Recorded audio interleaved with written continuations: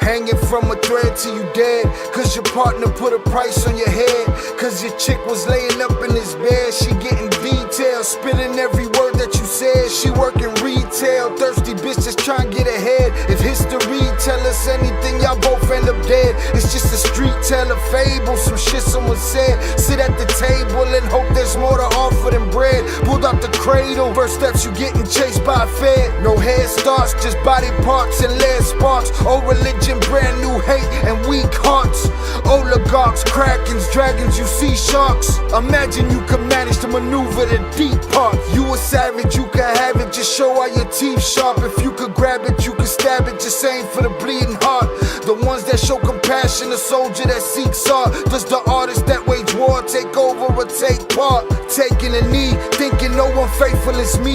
I'm good people in bad lands, no evil live within me. I mind mine, I'll survive, find this lands for the free. If I'm mistaken, I'm forsaken, no one rescuing me. Residual effects, straight bullets through familiar necks. For any number of infractions that I deem disrespect. Your beliefs, you deserve better, but we both in the shit. You just haven't come to grips with it yet. Fight or flight, and they ain't really nowhere to go. If your back is against the wall and you ain't throwing no blows, you gon' crumble in the rubble, become blood in the snow. If you a victim, they collect them, grab the body and go. Dig them and ditch them, total disregard for the soul. Gas them and lit them, watch the flesh burn in the glow. Where we live and catch a shivering, it's a hell you don't know. Your best hope is that your dying ain't slow, or your dying's a show. Where we at, it's every man for his own. A bloody backdrop, where killers just zone and slice flesh to the bone. Masked and gloved up front of your home. A flash of gun, but the side of your dome. Fresh blood from a stone, dents in your sense. Kick your fucking ball through the fence, dare you to say something. No sense in sitting around in suspense. Find out what's next, open your fucking mouth, disrespect. See the extent of how my life is intense. She beautiful and oppressed in a permanent summer dress. She a servant and still she blessed. Children cradled against her breast, whispering prayers, wishing their souls the best, knowing that they forgotten, not forgetting they're blessed. The bloodiest red lights, just piles of dead life. Something must be broken, the glyphs wasn't read right. You think them Bible papers will shed light? Yeah, right. Burn after reading, tell the preacher I'm leaving.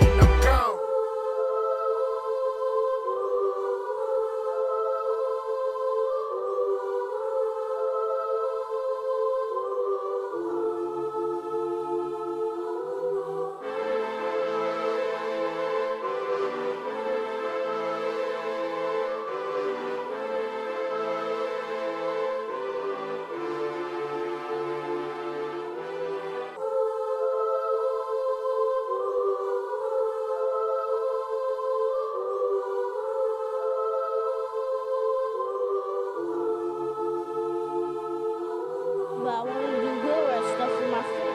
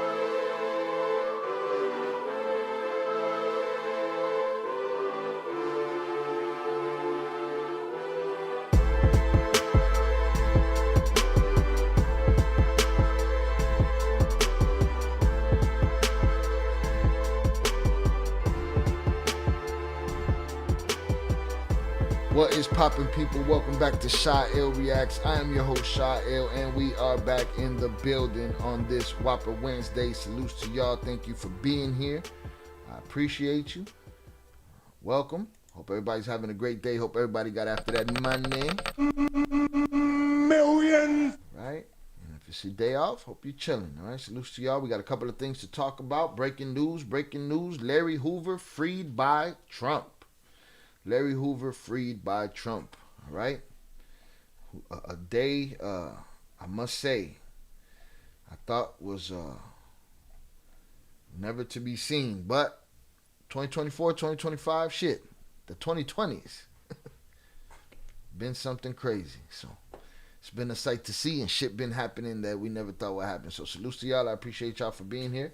Thank you for hanging out. We're going to try to get through things quickly.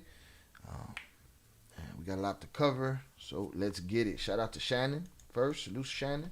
Appreciate you. I got nothing set up over here. Bow. Shout out Zoraida. Thank you for joining us today. I appreciate you for being here, per usual. Shout out Split That Pie. Don't forget to tap the like button, everybody. I agree. Tap the like button. We're hanging out doing Hoover stuff with our friend. Hoover stuff with my friend. Shout out Zoraida. Sorry, buenas tardes. Happy hump day. I'll be back. Salutes. Shout out Ed the Hip Hop Guru tapping in. Third like. Who's the third like? And his birthday's tomorrow. Salutes to you. Happy early birthday, sir. All right? Congratulations. Many of us didn't make it. Happy birthday early. Salutes 298 Sosa on the check-in. Salutes Robert for getting the sloppy fourths. You know, better than sloppy fifths, bro. Shout out JP. Salute Shy my dude, Il Cartel members in chat. I hope you all had a blessed and grateful Whopper Wednesday. Please like and subscribe to the great quality content on your way in. It's free. It don't cost you a damn thing. Hit the like button. All right. Shout out Young Jizz on the check-in. Wet Wednesday. Hey, yo. What the fuck? You gotta relax. All right. Shout out JP. Jizzle. Salutes Adrian Torres on the check-in. Salutes to everyone in the chat. Shout out my brother Oso. Salutes. Velez. Salutes. Appreciate you. Shout out Split That Pie. He said amazing. Yes, sir. Breaking news. Breaking news. Damn. The man in orange. Shout out salutes to the man in orange for freeing Larry. Who'da thunk it, huh? He needed to appease the hood somehow. Shout out Young Jizzle. Not that surprises me anymore. Salute, Shannon. You know, next year we might have, a being from another universe running for president. Who knows?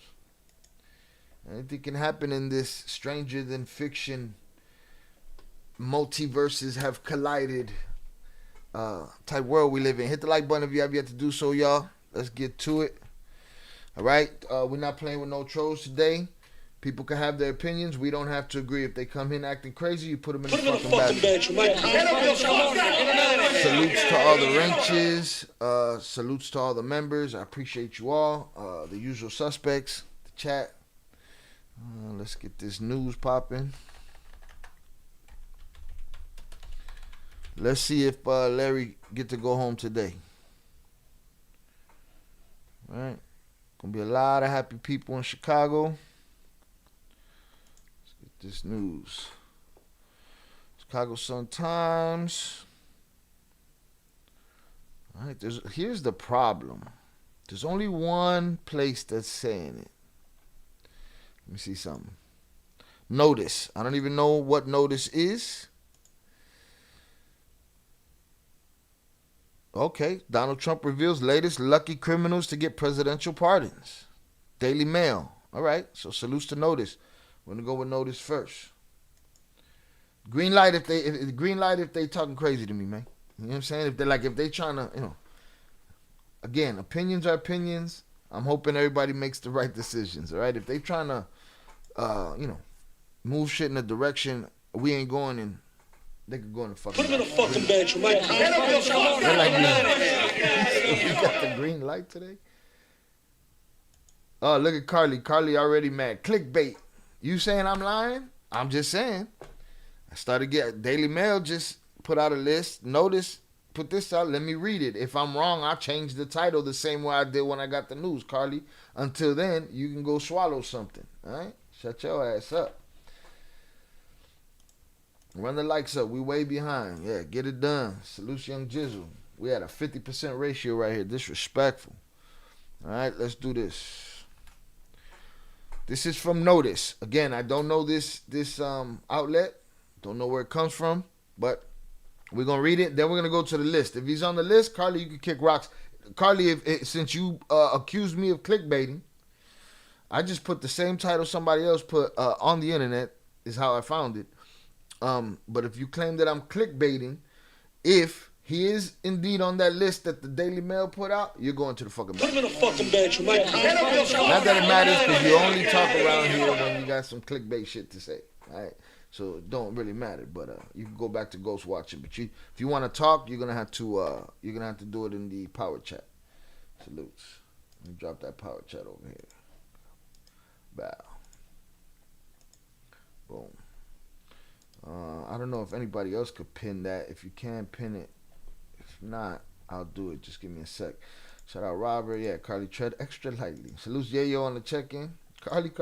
Wise words, please. Tranquilízate.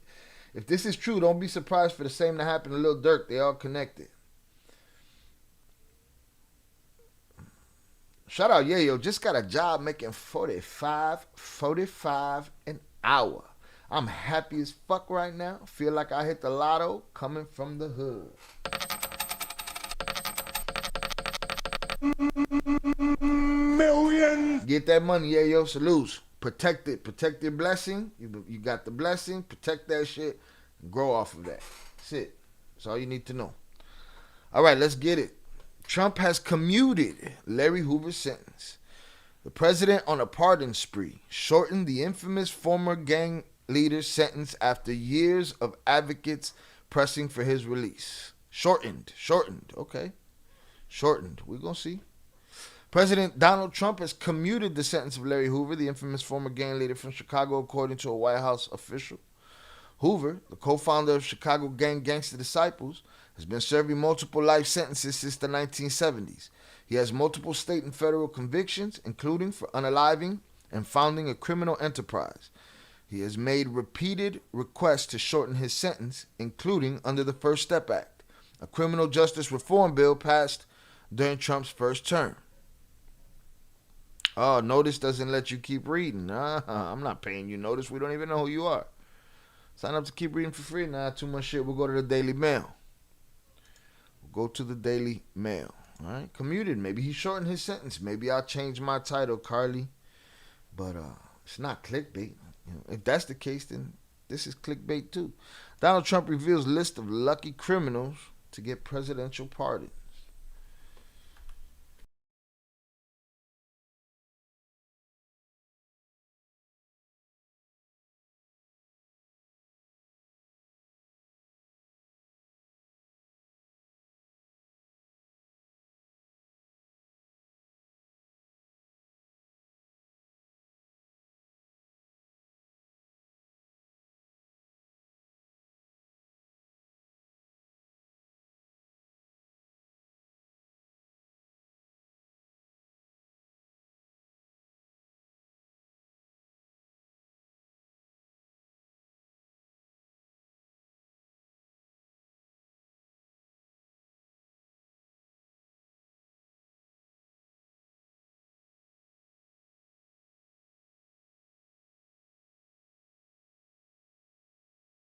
I don't even know how that happened. Salutes. I'll go back. My apologies. Yayo, congrats. Go in early, stay late, and make that money. Salutes. Absolutely. Thank y'all. Appreciate it. Blessing to be able to take care of the family legally. Man, that's the name of the game. That's the name of the game.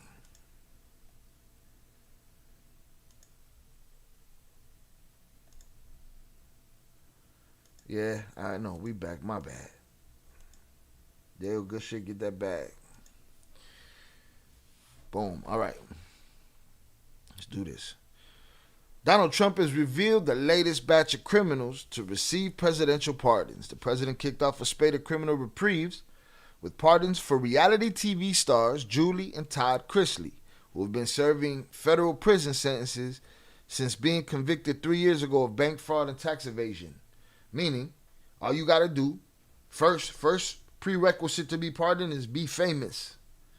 Be somebody of some notoriety, that somebody with a Googleable name. Hit the like button if you have yet to do so. All right, that's the first prerequisite to being pardoned. On Wednesday, former New York City Congressman Michael Grimm had his 2014 tax fraud conviction forgiven. All right, next prerequisite is if you're not famous, or you can be famous, but you got to be a politician too. So make sure you're a politician. All right. Grimm, who represented Staten Island, served 7 months in jail and carried out 200 hours of community service for the offense. He won re-election in 2014 despite being under indictment for underreporting wages and revenue at a restaurant he ran. However, he resigned the following year after pleading guilty. Last year, he was paralyzed from the chest down when he was thrown off of a horse during a polo tournament. All right, let's see.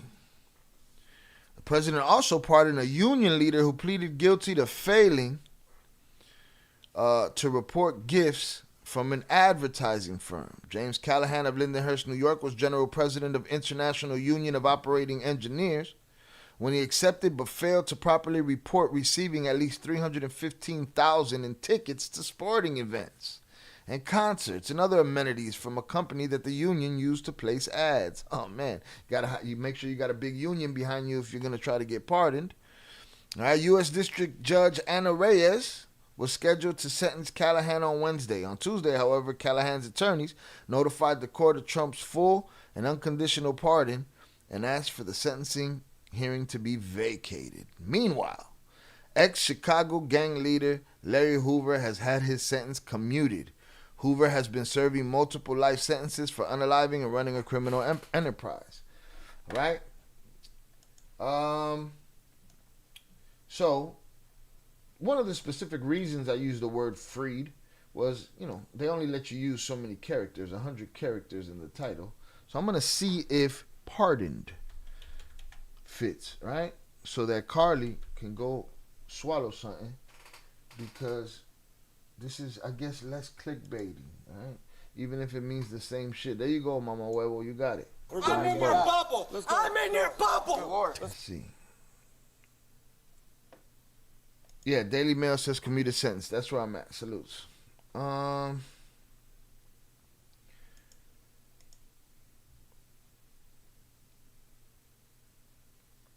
Let's see. Be famous and donate to their campaign. That's it. Be famous, donate, have some money behind you, some companies behind you. Be a friend of a friend of a friend of a friend. Make a song that my daughter likes that she makes all her TikTok videos to. You know what I'm saying? Now, Larry Hoover, on the other hand, it's always been questionable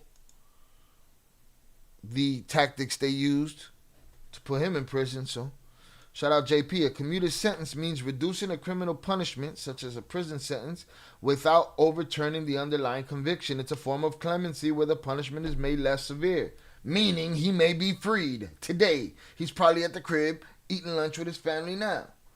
Or his time was cut down drastically and he'll be home soon. One or the other. You think Diddy could be pardoned? Shit. If that's going to happen, I don't know. If that's going to happen, how many times do these presidents have the opportunity to just pardon somebody?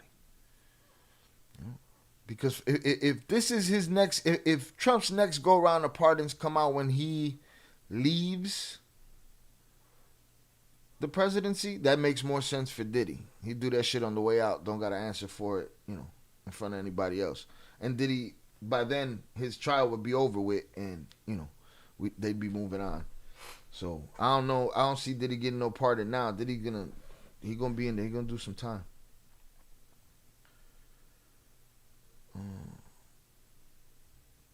Alex Pacheco. You see the Chapos locked in Manhattan giving Perris address? We haven't got to that yet. Salutes Alex Pacheco on the check-in, though. Robert said, yup, Trump is covering all bases. Rich, white, tax fraud, conservatives to the gangsters, and the gangsters for the blacks. He's all over the place, man. He's all over the place.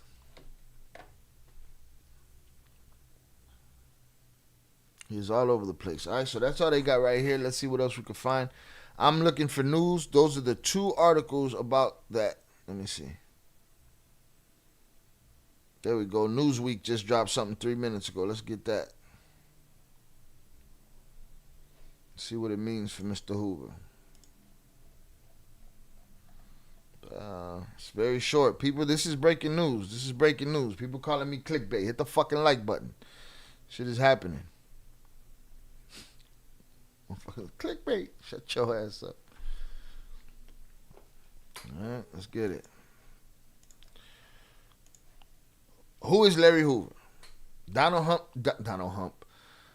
Trump commutes sentence of former gang boss. Yeah, shout out Robert. He got to get convicted first. But I'm saying, like, on the way out, I could see Trump doing some shit like that. Former Chicago gang leader Larry Hoover, who had been serving a life sentence at a supermax prison in Colorado, has had his sentence commuted by Donald Trump. The commutation, initially reported by the news outlet Notice, which we went to, was later confirmed by a White House official to the Associated Press, who requested anonymity, citing the lack of a formal public announcement. All right? So what we're hearing is the sources of the sources of the sources, Chaparro style. Right? That's what we're hearing right now. That's why there's so little information on it. All right? Supposedly confirmed by a White House insider. Shout out Shannon. What did I tell you, Shy, about Diddy? What? I gotta catch up. I know they brought more damning evidence against him. And we'll see what it's looking like.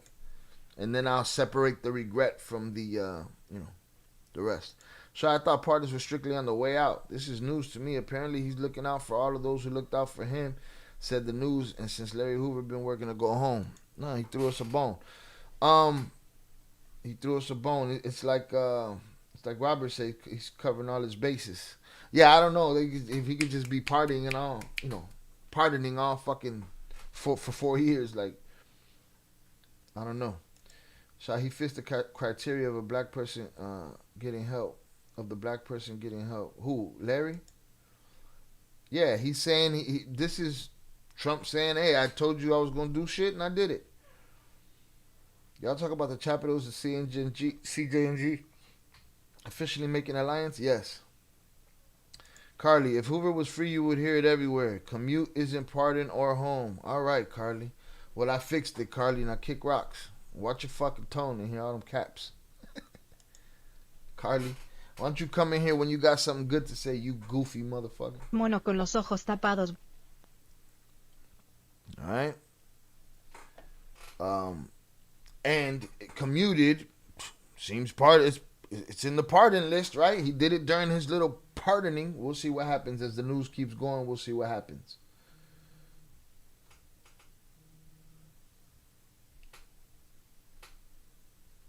We'll see what happens.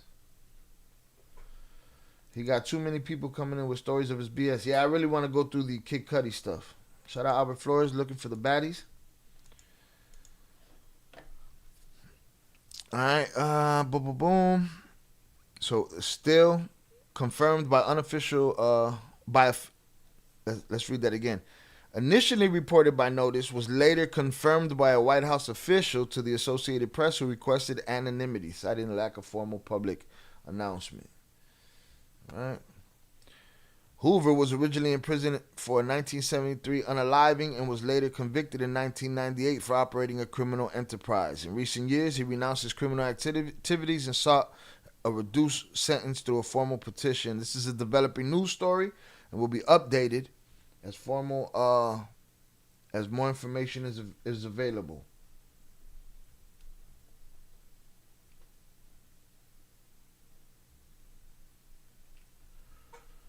All right.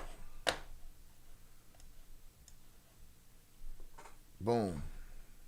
So we saw a couple of reality TV stars, a politician, a businessman, and Larry Hoover all have some sort of pardon today, some sort of commutation, right? Carly, we about the truth here. So even when we make mistakes, we go and we find the truth, all right?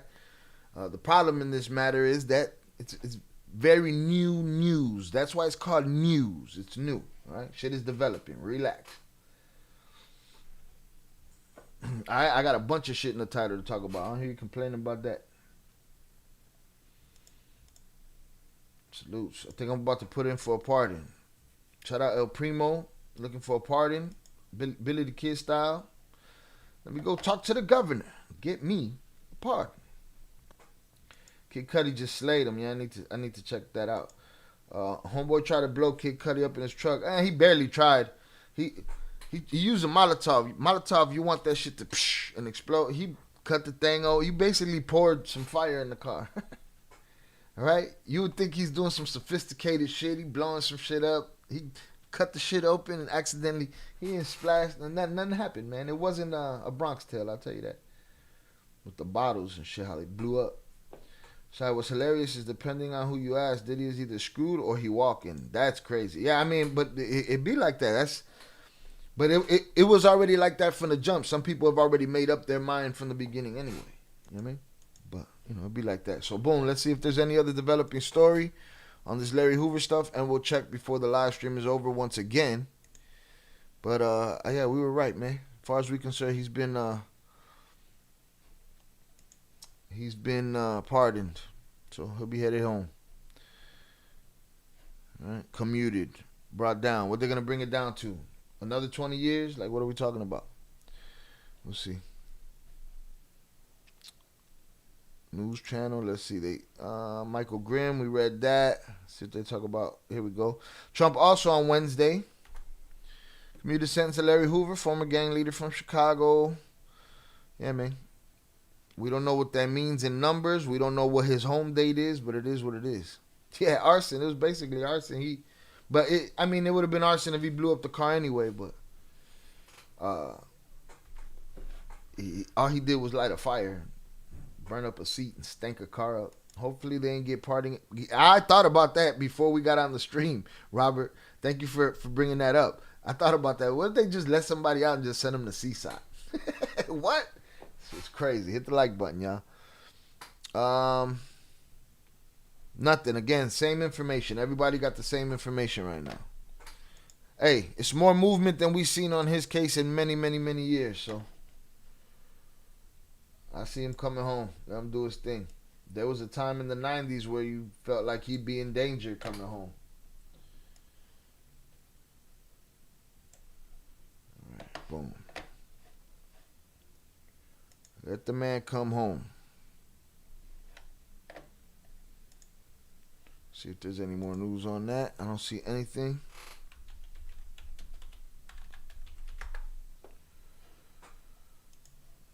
We got Newsweek, Notice, Daily Mail, Chicago. No, last 24 hours. Shit, fuck it. Last 24 hours. Shout out. Tarde pero ya llegué. Salud Zorada. Thank you for being here. Hit that like button, everyone. We're not at even 50% ratio. Nah, we got a bunch of Weekend Warrior newbies. It's all good. Salutes to the newbies that want to stick around. We cover a lot of shit around here. We got a couple of channels and platforms across YouTube that we covered on. Salutes. Chris Ayala, much love, baby boy. I love watching your show, especially when I'm high. Salutes to you. Smoke them if you got them. Drink them if you got them. If you're sober, it's a hug from me to you.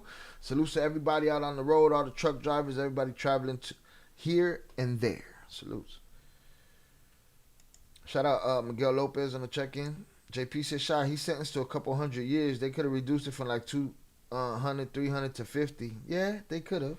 Mono con los ojos tapados. But why? That would be an insult, a spit in the face. You know? You're damning this man that's already of age to a life sentence that he's basically already served. So, I don't see why they would do that. I can see Diddy walking realistically, not that I'm happy about that. Yeah, I don't Again, I don't want to see him go to jail for nothing that they didn't prove he did. Right? I don't want to see him go to jail on some shit that they ain't got no proof for. If you charged him with something and he beat it, then he beat it. That's your fault, not his.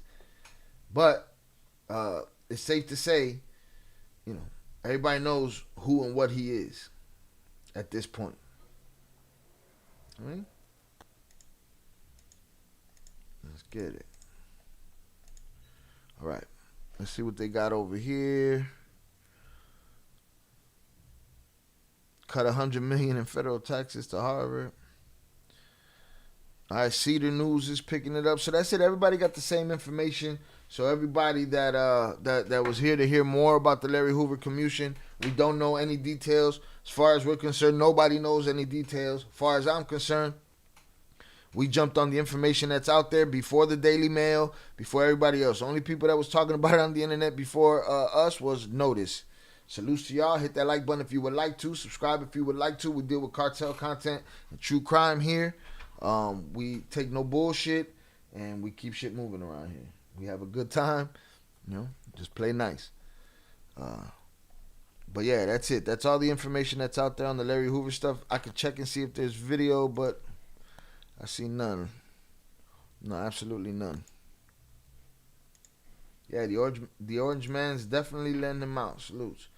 People, just because I'm not here doesn't mean don't drop your like. People, drop your like. It's free. Don't be cheap. See, just because she not on your ass don't mean don't hit the like button. Now she on your ass, see? And pissed her off. She want to put somebody in the bathroom. Put him in a fucking bedroom. Shout out Primo on the check-in. Salutes. Appreciate you. All right, so there it is, y'all.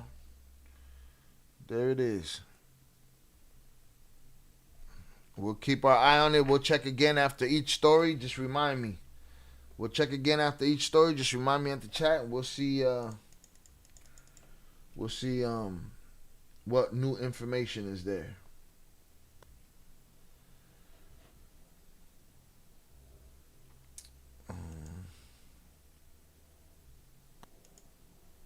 Let's see what happened.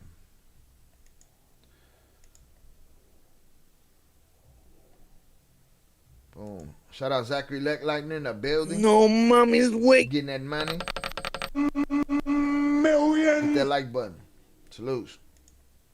Free the old man.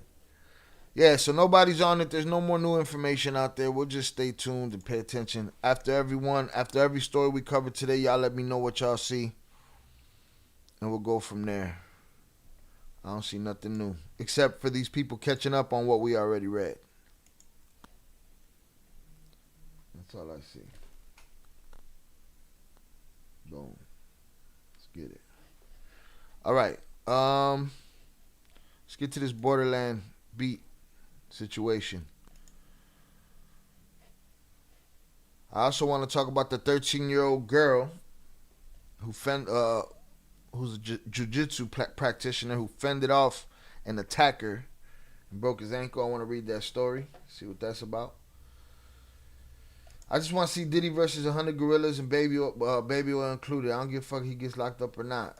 Anything with Baby Oil, dude's gonna win. You're crazy for that shit. You see the first baby oil bottle out there, and he turned into this shit right here. All right. So I want to talk about that girl. I want to talk about what's happening to BJ Penn. For those that don't know BJ Penn, he's a legendary mixed martial artist that seems to be suffering some crazy CTE type things. And his family is in danger, and they've been in danger.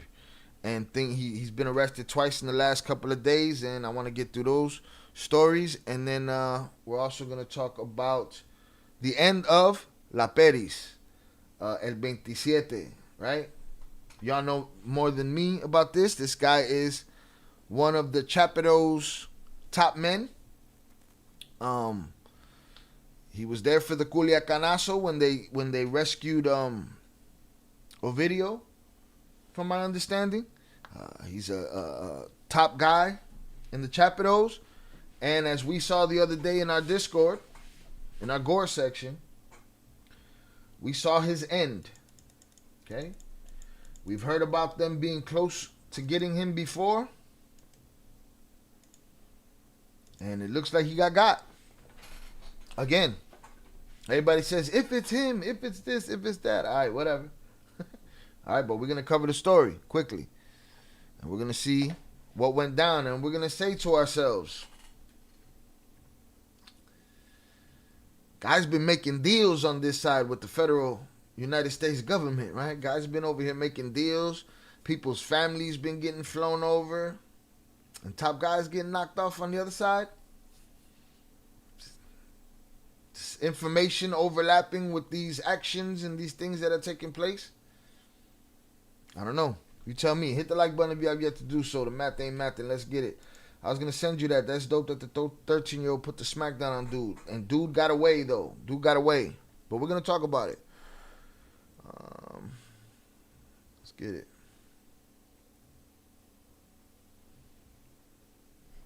All right, let me see what we got here. Boom.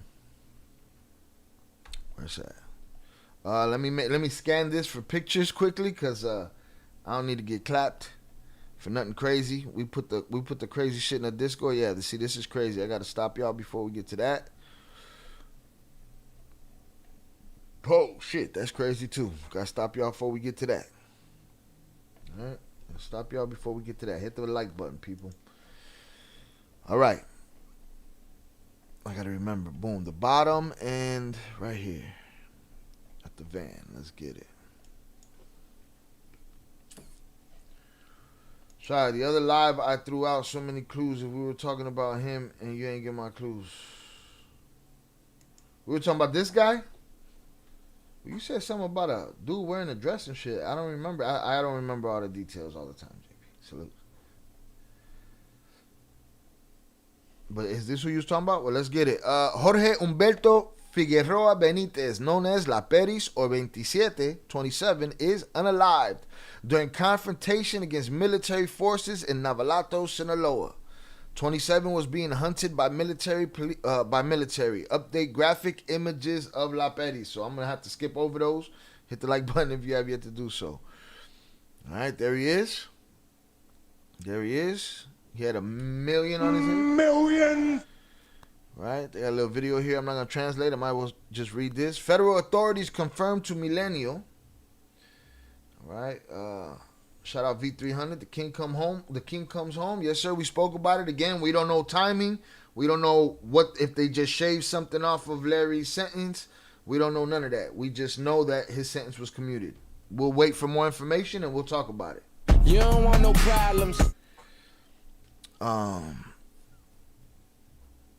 Federal authorities confirmed to Milenio that Humberto Figueroa, El Perris, La Perris, former leader of the Chapitos hitmen, was unalived this afternoon in a confrontation with federal forces in Navalato. The shootout broke out after alleged criminals ambushed an army convoy in the community of Barrio Meto. Who is or was this man who was unalived this afternoon? El Perris, or La Perris, until September 2024 was considered the head of Ivan Archibaldo's security force. El Chapito, after the arrest of Nestor Isidro Perez Salas, alias El Nini, with whom he led the Nini group, the United States Department is offering $1 million for information that will lead to his capture. Bear with my reading. I'm dealing with something that's translated and that can be lost in translation. The capture will no longer take place as he was unalived this afternoon. I insist on the 21st in September of last year, La Perris escaped from an apartment in Tres Rios neighborhood of Culiacan during an operation where his hitmen and bodyguards used grenades to evade the operation and for him to flee. Was that the one we covered where they had the whole building locked down? And there was cars going into the courtyard of the building? That might have been that fight. Again, we covered so many, I can't remember. Hit the like button, y'all. In March, federal government intelligence sources reported to this space that Perris operated in collaboration with the federal government and that his support had led to the arrest of several criminal leaders of the Chapitos. So wait, he was snitching too? Stop. Wait a minute. Wait. He was snitching before he got caught? Hold on. Hold the fucking phone. Wait a minute. Again, something could be getting lost in translation here, and I don't doubt it. All right? Because that's what they do. They offered $1 million for the capture, but the capture no longer take place because he was unalive. On the 21st of September last year, he evaded that raid. In March this year, federal government intelligence sources reported that Perris operated in collaboration with the federal government and that his support had led to the arrest of several criminal leaders of the Chapitos. This means that he had betrayed the Chapitos to provide information. I don't remember that story. Again, probably don't remember it. We miss things around here. I mean, we cover a lot of things around here. This means that he had betrayed the Chapitos to provide information. Y'all gotta stop cheering for these fools. It's just, It's not a team sport, bro. It's not. This ain't a team sport. Today in a confrontation, he was unalived. According to what authorities confirmed to Milenio, federal authorities have unalived Perris, who was the leader of Ivan's hitmen, but later betrayed him and provided information relevant to the arrest of operations against that group. This is a division of the Sinaloa cartel known as the Chapitos, who are currently fighting with the Mayos for more than 9 months.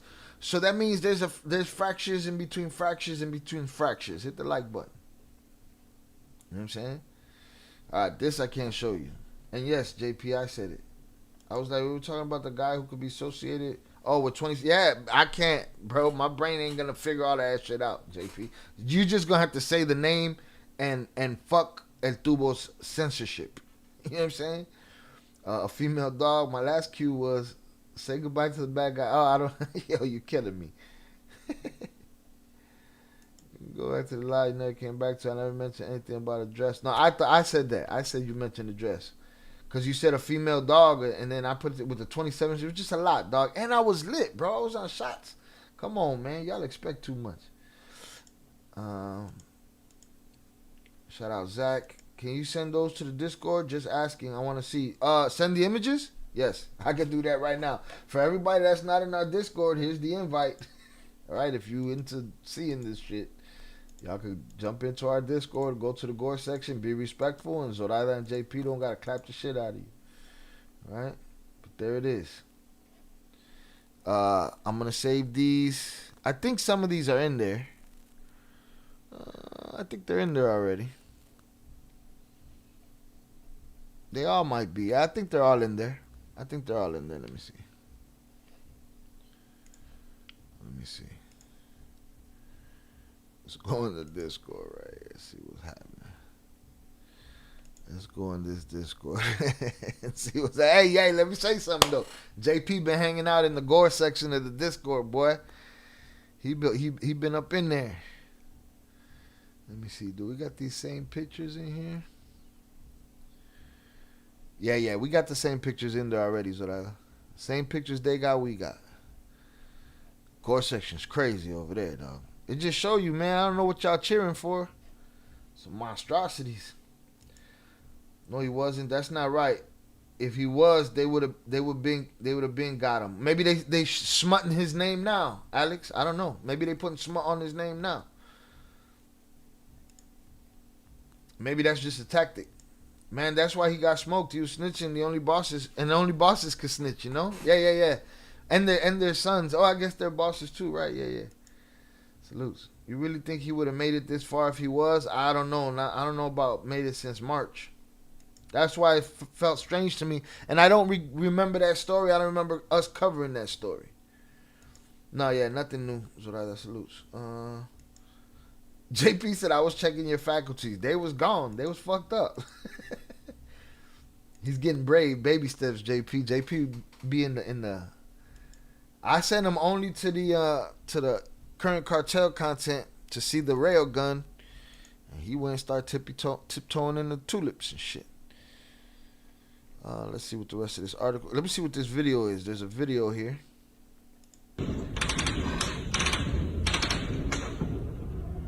It's just a firefight.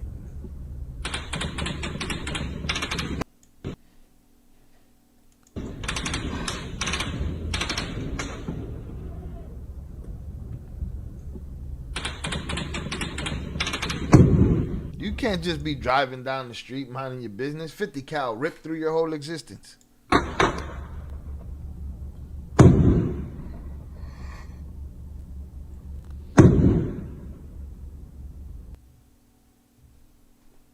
Crazy. All right, let me go back to this translation over here. What's this one?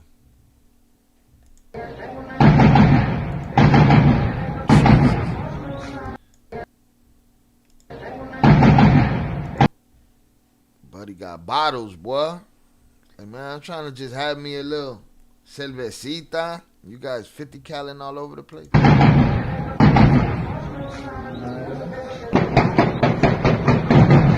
¿Y la casa asegurada?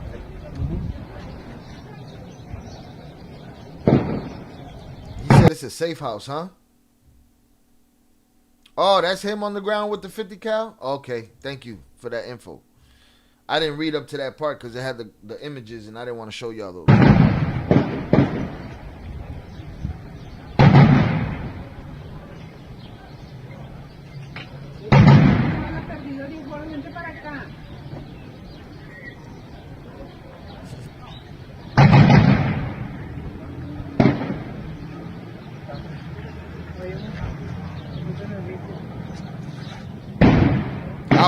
I'll read and see if this video is him too as well. Probably is.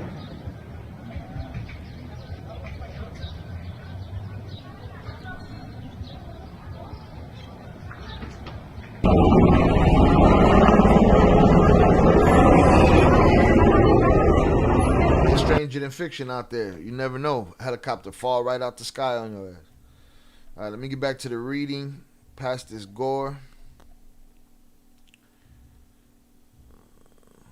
See right here. In the following pictures, the alleged body of Jorge Humberto Figueroa Benitez Laperis, or 27, who was unalived in a raid by military forces. This was the confrontation where the army unalived Figueroa. Okay, so this one down here that we saw with the helicopter, that's the drama that, and you heard the guy say the safe house. That's the firefight that ended Laperis. For those that is wondering why I'm stuttering, because I got to use coded language on YouTube because YouTube doesn't recognize my channel as entertainment. All right, so it wants to censor me. So yeah, this was the shootout that ended 27. Let's go back to this text down here. This is how the army unalived 27 in Navalato. It was a multi-day ground and air operation where the military had already been attacked in La Palma.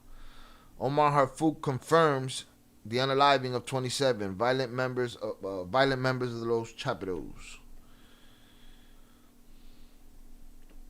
As part of the strategy.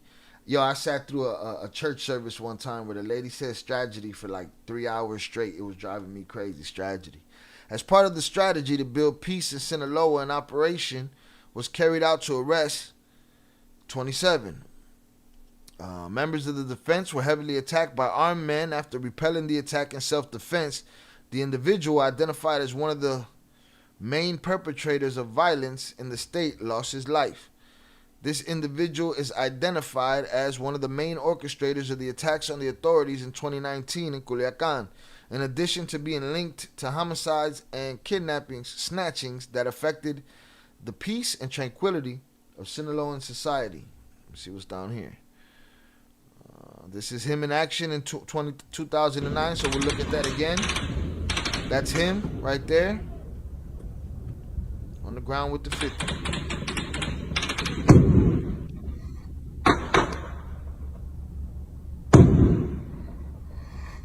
Boy, that thing thumps. Shit is crazy. As a curious fact about the now deceased, in 2019 he became famous when he was recorded firing a Barrett at federal officers during the first attempt to capture Ovidio Guzman in 2019.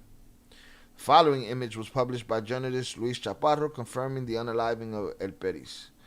Not an image that I'd show y'all at all, right? Maybe I gotta get a Discord for some shit like, what's it called? Patreon for some shit like that. Hit the like button if you have yet to do so. So, dude got smoked.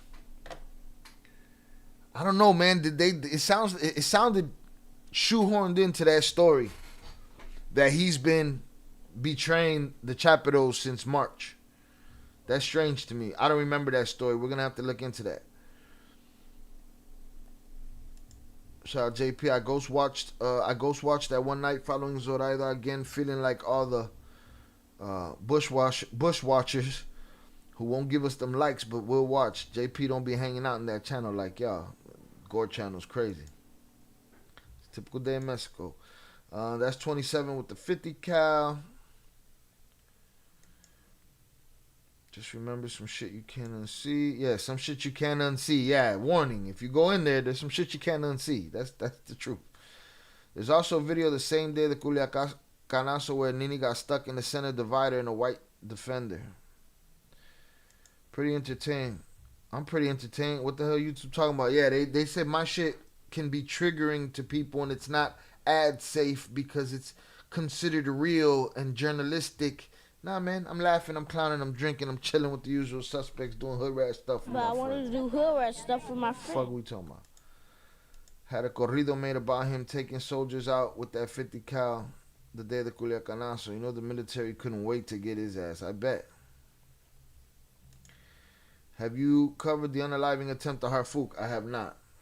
I would be in the chat and talk more, but 90% of the time I'm driving on the highway. Get your drive on. Safe travel, sir. Get that money. Millions.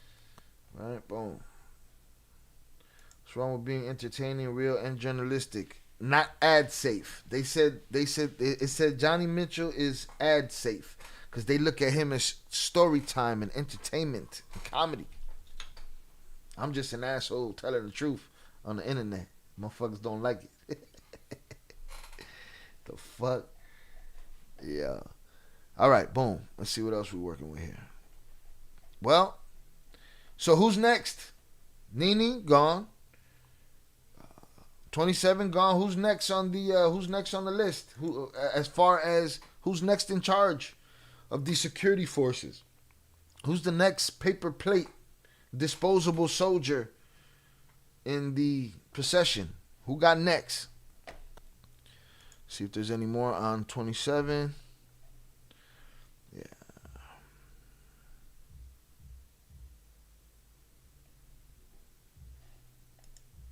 Yeah, definitely.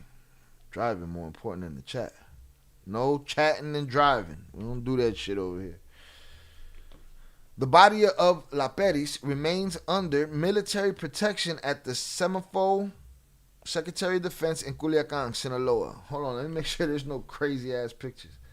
Young Jizzle said, gotta go get the shouties. Catch up with y'all later. Salutes to you, Young Jizzle. Appreciate you. Go and handle your business. Safe travels. Get it done. You don't want no problems.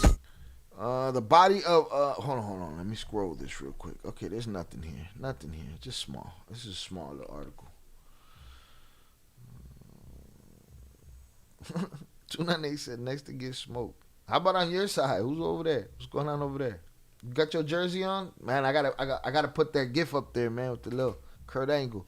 Culiacan, the body of Jorge Humberto alias La Perris, unalive last Friday, May 23rd, by federal forces in the municipal city of Navolato, remains under protection at the facilities of the Forensic Medical Services. 3 days after the confrontation, authorities have confirmed that several people have come forward to claim the body. However, for security reasons, Semaphore personnel have not provided an identification card or proceeded with the release of the body. Currently, forensic experts continue with studies and autopsy examinations to officially corroborate that this is the alleged member of a faction of the Sinaloa Cartel unalived at a home in the city Hermanas neighborhood of Navolato, where members of the Ministry of National Defense carried out an operation. The facilities remain guarded by members of the Mexican Army, the National Guard, and other security forces who maintain strict access control. Admission is restricted to persons not involved in the process, with only immediate family members who come to claim the body being allowed in. They want to make sure it's Buddy. They need all the DNA tests they can get.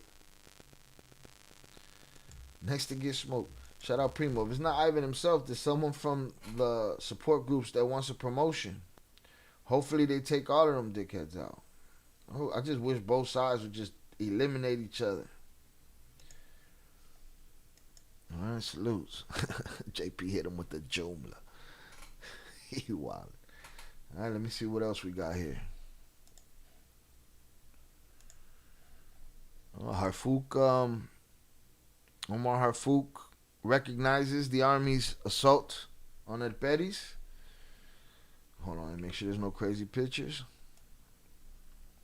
Oh. Let's get it. At a meeting in the Senate, the Federal Security Secretary spoke about the operation that led to the unaliving of 27, who was considered one of the main perpetrators of violence in the region. The head of the federal government Secretariat of Security and Citizen Protection, Omar Harfouk, acknowledged the heroic work of the Mexican army in the operation that resulted in the unaliving of 27 Friday in Novalato. In a meeting at the Senate of the Republic, and when questioned by the media on the issue, the federal official indicated that the military was conducting an operation to arrest this individual, who was identified as one of the main perpetrators of violence in the region, and who even had a wanted list from the United States. I wonder if you think any of these imprisoned chapitos are they getting information from over the border and then giving information? And people say, oh, how would that happen? Well, we've seen lawyers go back and forth a whole lot from place to place. Do I have to put up a poll? Do y'all think that this is the military doing their thing, got their own snitches? Or do you think these plea deals that have been getting people open door policy to the United States has something to do with this high level guy getting popped? Mind you, they've been on his ass for a while.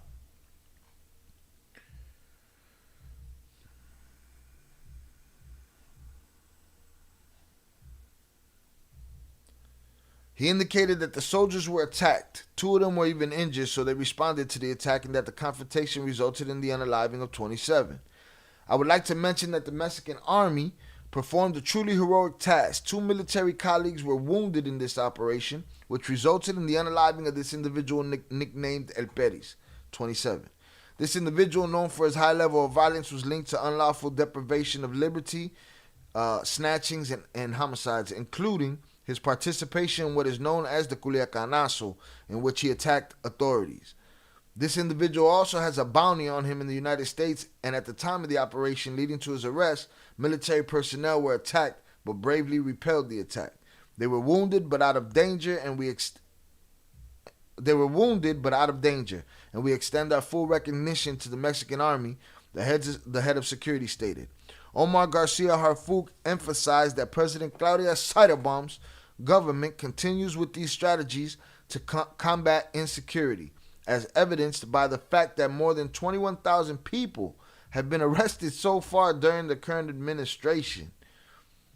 It's worth noting that on the afternoon of Friday, May 23rd, after a shootout between federal forces and armed civilians, 27 was unalived in the town of Barriometo in the municipality of Bachimeto in the Sinaloa region.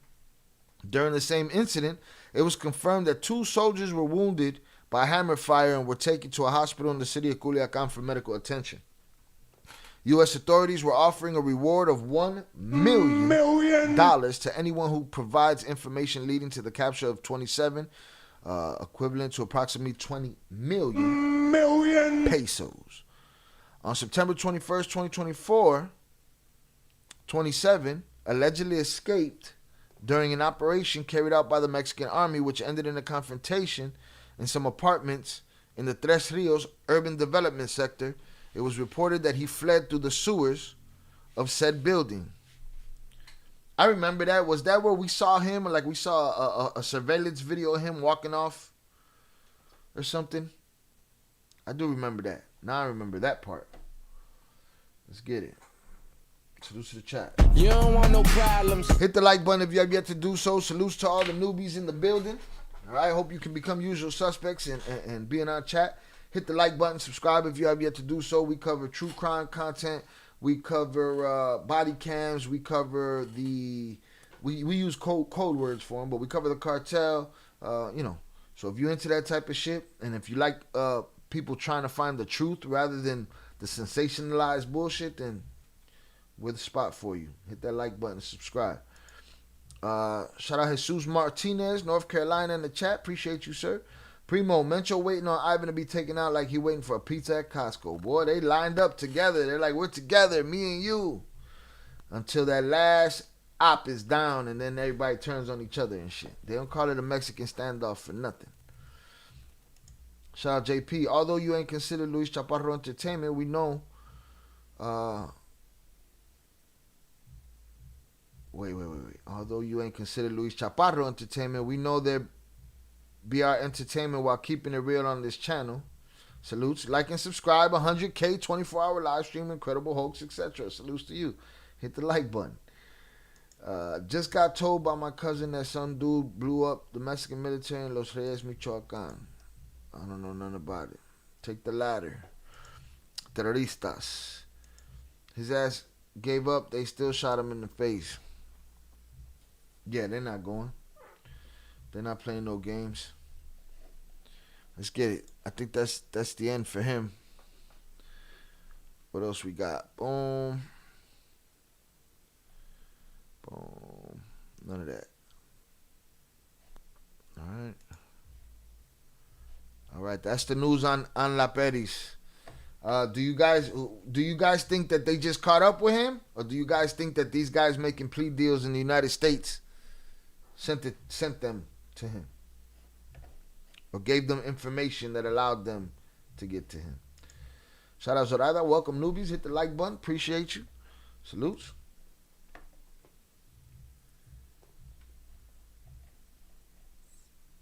Shout out HG on the check-in. Buenas tardes. Salutes to you. Appreciate you. Let's get it. What else we got lined up? What else is on the agenda? We got 27. We got the BJ Penn arrest. All right. I want to look into that too. CTE is real and the man's family is in danger. Shout out Shannon. Shannon says guys in the U.S.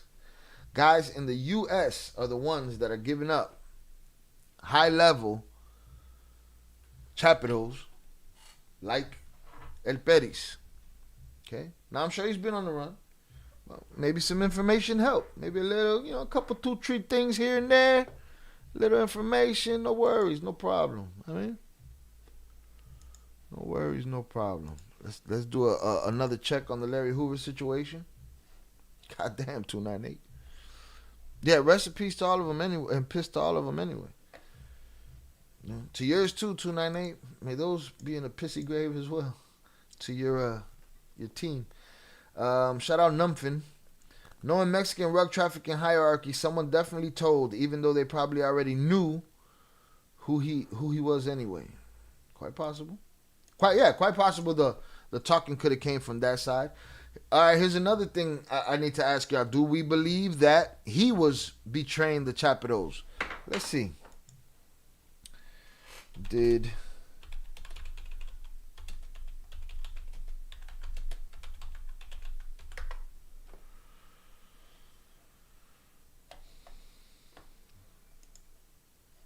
I don't see that. I don't remember that article it says it was talking about. It's just saying the past year.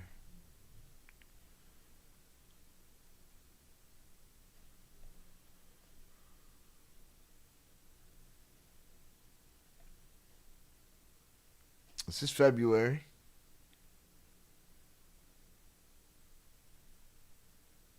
Okay, here's a story from the Latin Times in February. Now remember, they said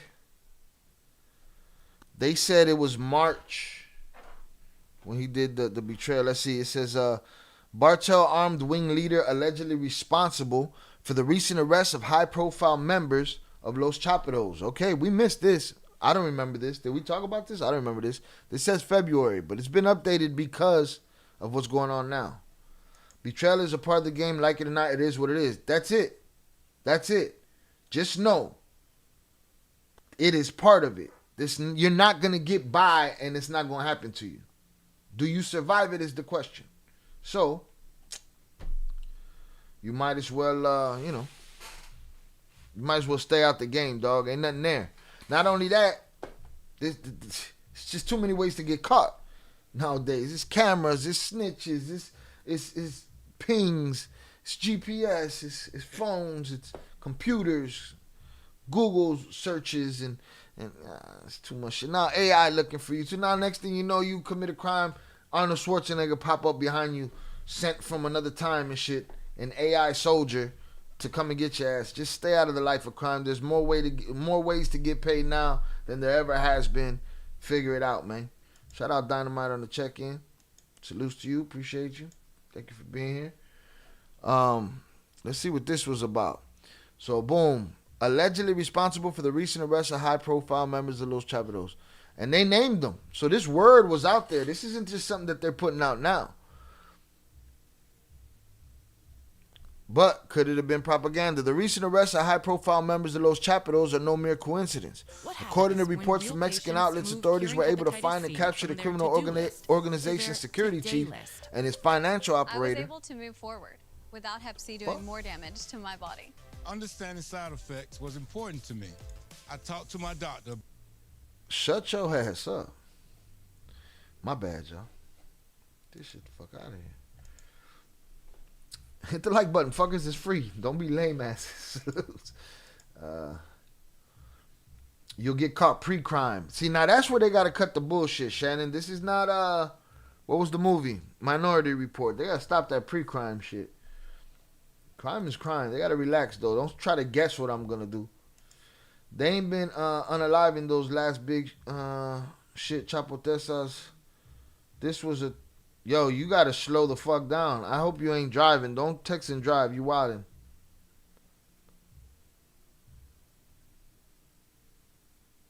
Okay, they ain't been dying, though, period. Last big shit Chapozetas did was turn El Chavo Felix in. For real. Okay, boom. Now I got it. I put it together. It needed with just one dot would have figured that one out for me. I tweaked it. Did you hear some weird ish in the background? It was an ad that was playing. My bad. Hit the like button, y'all. Let's get it. Just last week, the Sinaloa Cartel... Oh, hold on, right here. Security chief and its official operators, thanks to intel collected from La Perris.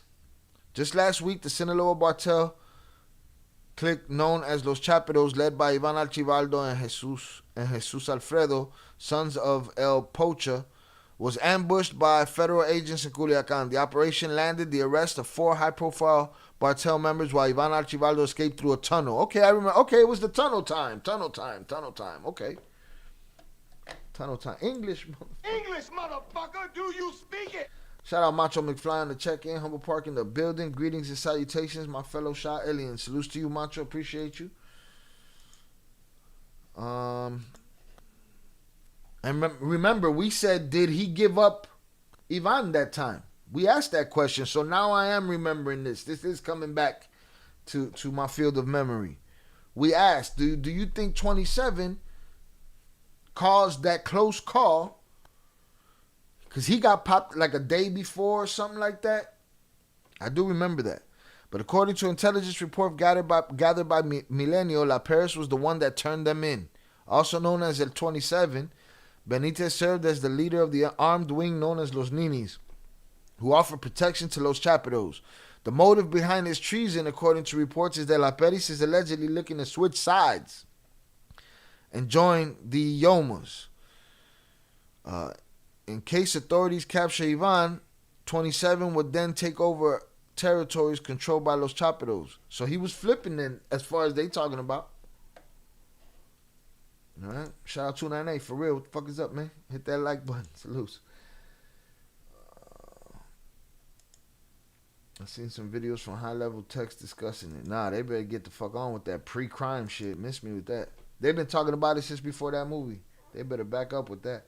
Remember, there's no loyalty in this game. They're telling on their own family members. You just got to make money as you can and get the fuck out. That's it. And that get the fuck out don't happen, though. That money keep going. Just stay out the game, man.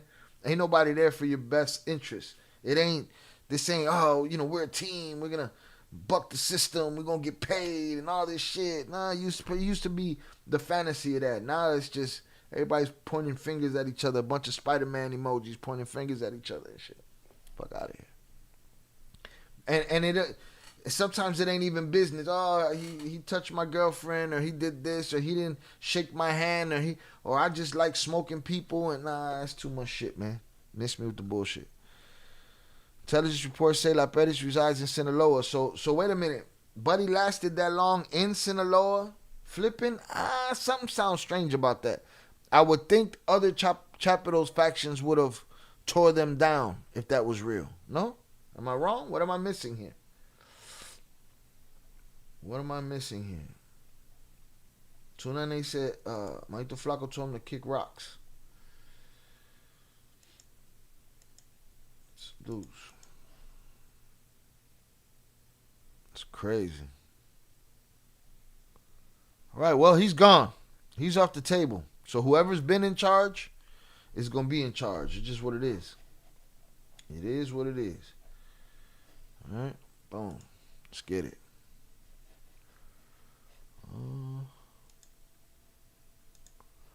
Let's see if we got anything over here. There's a, who wrote this, man? If this is some Nico Trevino shit, yeah, I ain't going. I don't want to see this shit. The Stiletto and the Insecure Cartel Boss. I don't want to read a story here. This guy's already left a foul odor as far as manipulating people's stories to serve his purpose. This is funny, though.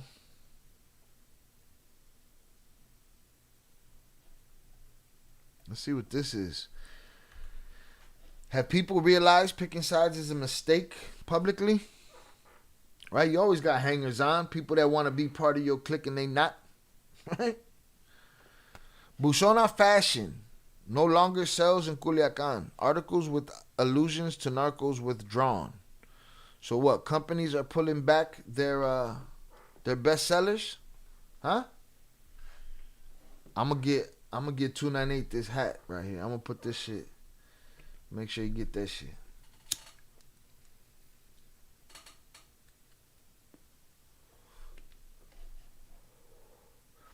For fear of reprisals and lack of demand. So the demand has dropped, huh? Say it ain't so. Say it ain't so that fans of psychos that would boil them in a cauldron once they go to jail, or once the wars are happening, or once the factions split, or once they start snitching, or once they start talking, they don't want to wear their merch no more? Huh? For fear of reprisals and lack of demand, vendors stopped offering clothing and accessories linked to narco aesthetics. The so-called Buchona Fashion, which for years was synonymous with status among certain youth sectors in Culiacan, is going through a drastic fall, which had an impact on Students' Day sales for local commerce. The president of the Union of Downtown Merchants, UCC, Oscar Beltran, confirmed that this type of clothing and accessory has lost all commercial momentum. Well, good. Because chomos and PDF files don't need to be on no t-shirts and no fucking hats. All right? They don't. And I wish these were facts that people knew about, because, like, for instance, Lefty Gunplay. I see him wearing that Chapo Escobar thing. Maybe he don't know. I don't think he's the kind of guy that would rock that shit if he knew. Then there's some other guys out here that don't seem to care. Right? Some other guys out here that condone that type of shit. But when you got 12-year-old and 15-year-old girlfriends and wives, what the fuck you on the shirt for? Drop in sales generated a rethinking in the trade. Right? Hold on a sec. Let's see. It's lost all commercial momentum to the extent that many products have been removed from the shelves. Excuse me. The drop in sales generated a rethinking in the trade. Likewise, the merchant leader referred to garments such as fitted shirts, printed shirts, belts with large buckles, caps with flashy logos, shiny shoes, and designer handbags, many of them in dark colors or with brands symbolically linked to the narco culture. During past Student Day celebrations, these items were top sellers, especially among young men. However, by 2025, the trend not only disappeared, but also generated an urgent rethinking in local commerce. Merchants are asked to remove items for security reasons. All right? Look at this. This that hat 298 wants, but it's not the hat he could have. For the security reasons, the UCC leader added, All merchants in the city's main square have been advised to withdraw from selling any product that directly or symbolically alludes to organized crime groups. This decision is not only due to a change in consumer taste, but also the growing concern about attacks targeting businesses that offer this type of merchandise. Right? Which is why it's funny to me when a boxer publicly picks a side. Like, do you know what you're picking between here? The merchant stressed that the priority is to prevent any acts of violence that could result from a simple article of clothing. This action adds to efforts to dissociate the trade from any link, however symbolic, with criminal organizations. You know what's funny? Is that everybody wants to take shit down for safety once it's not selling. Everybody that loves criminals just left when I started saying we don't need to have no chomos and PDF files on t-shirts and hats. Fuck them. Right? But it's funny, bro. Once those sales numbers are a little low, it's time to start knocking shit off the shelves. We gotta fix all this. Fuck out of here. Hit the like button if you have yet to do so, yo. You don't want no problems. JP said, my Mexican ass just learned the reason behind 79th. Oh, the Humber Park flag, IG real. I got a whole lot of people in New York salty. They mad. Be mad. Shout out to 298. He don't want that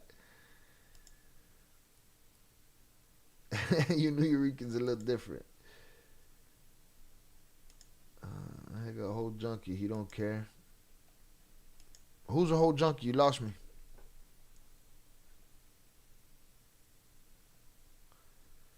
Oh, you talking about the pickers and the choosers or the boxers, or who you talking about? But there it is, man. The end of an era. Take that shit off the shelves. Understand what you're representing. God damn, the big belt buckles was dope. I remember having one with a built-in lighter back in the mid-2000s, but I thought it was oversized hip-hop style. I don't know, man. You was on some Bochana shit? Salute JP. See what we got here. Alright, CJ and G assassination. Just a lot more of the bullshit. The Alliance, we talked on that. Alright, let's get it. I'm going to move on. Again, hit the like button if you're yet to do so. Let me triple check, see what's up with this Larry Hoover news. See what this do. We got nothing. Where's it at? Got nothing.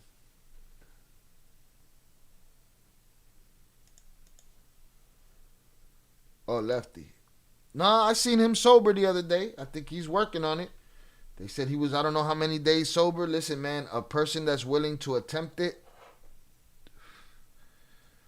and he seems very more even keel when he's sober, which he should, likewise. I mean, which he should likely be, when he's sober. So hopefully he stays on that train and his, relapses don't set him back too far. Let's lose.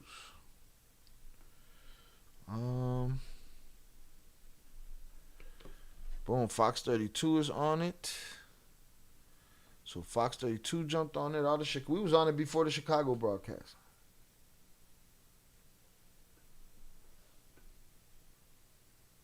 I just don't see any new information. No numbers. No dates, no times. No none of that shit.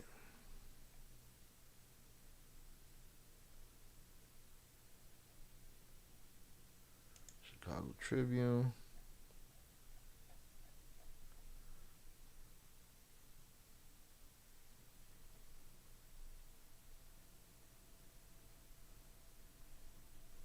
They're talking about the last hearing. Let's get this shit out of here.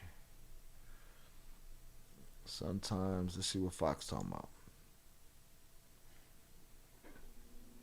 I'm trying to get at my 34. You trying to get at my 34, Macho? You got to relax.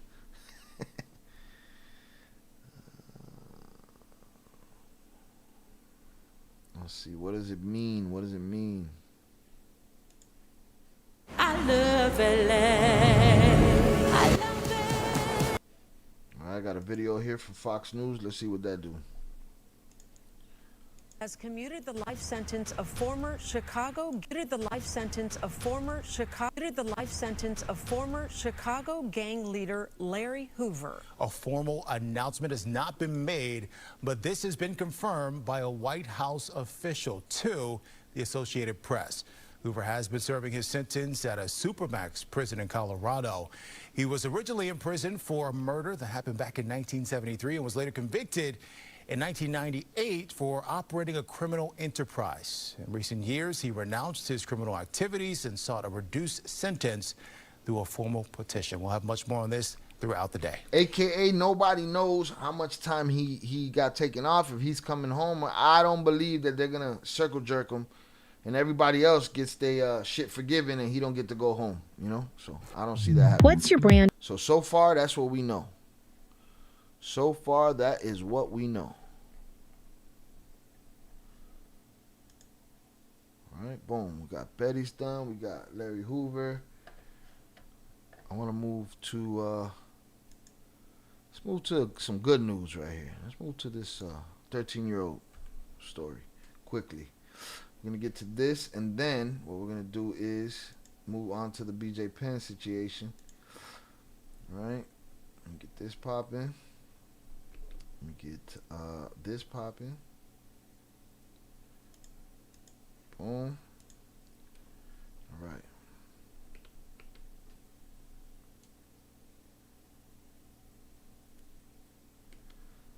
Let's get it. Hundreds up in the chat for y'all. Appreciate y'all hanging out.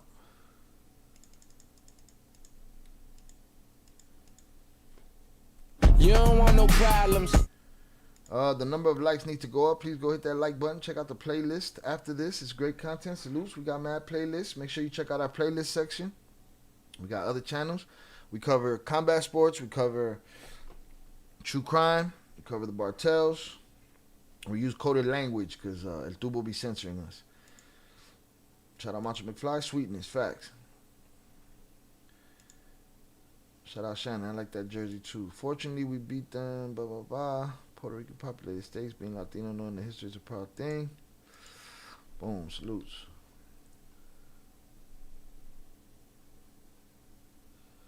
Let's see what we got here. Girl, 13 fends off attacker on walk home from school using Jiu-jitsu. I like calling it Brazilian Jiu-jitsu because it's not just Jiu-jitsu.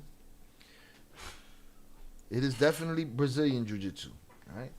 Japanese Jiu-jitsu is very different from Brazilian Jiu-jitsu. Important to this story, we lost everybody that likes good news stories. Salutes to them.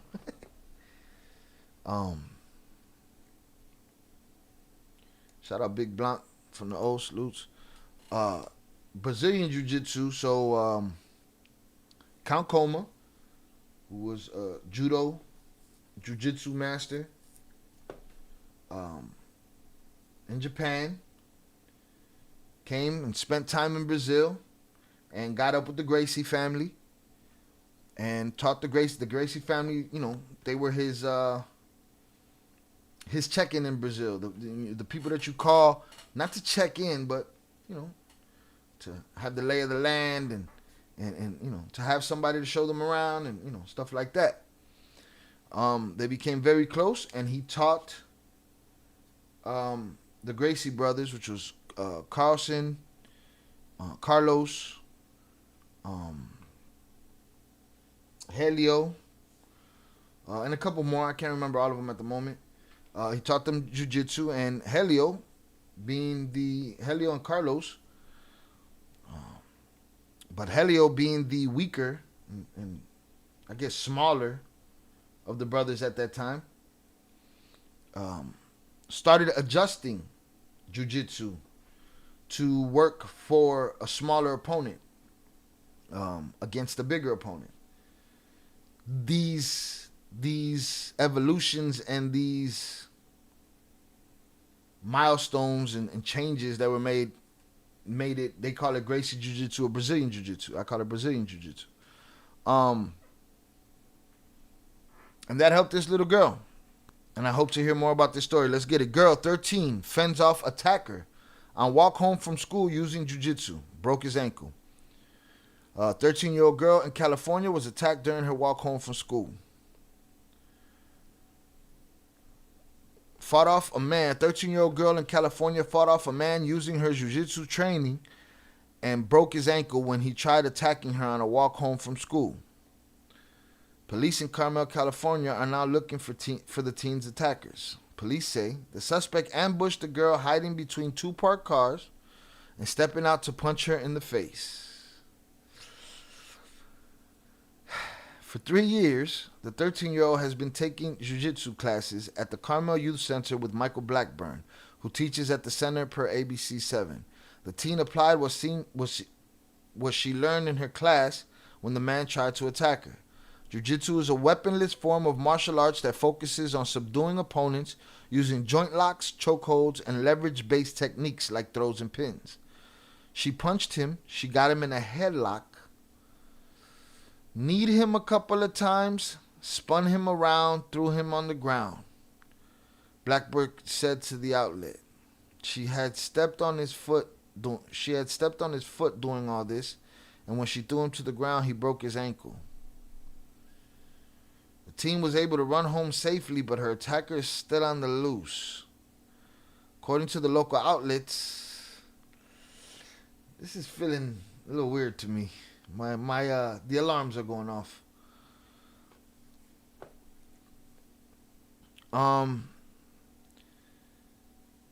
The teen was able to run home safely, but her attacker is still on the loose, according to the local outlets.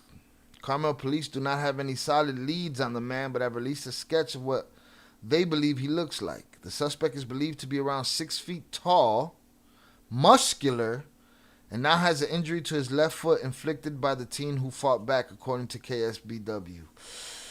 Yeah. Something's not feeling right to me. Something's not feeling right to me about this story now. And I have to address it. I have to address it. Again, I am not the guy that just wants to not believe people, but shit has to make sense to me. And sometimes it doesn't because there's information that I don't have. But I've seen a composite drawing of this man and I just heard a description. Okay? So I'm gonna keep going.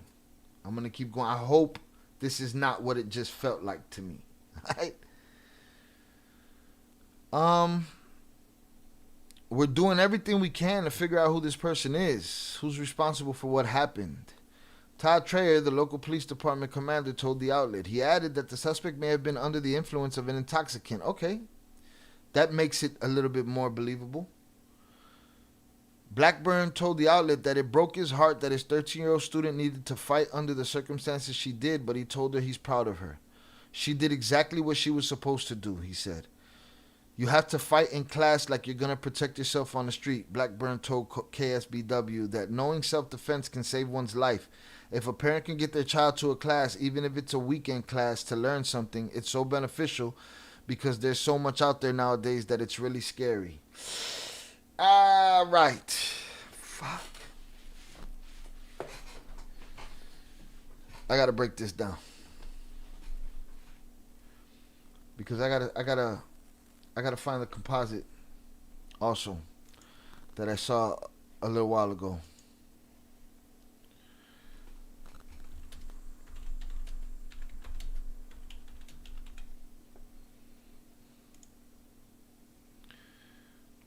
Where did I see it? Was it in People? No, that was People. I need the composite sketch.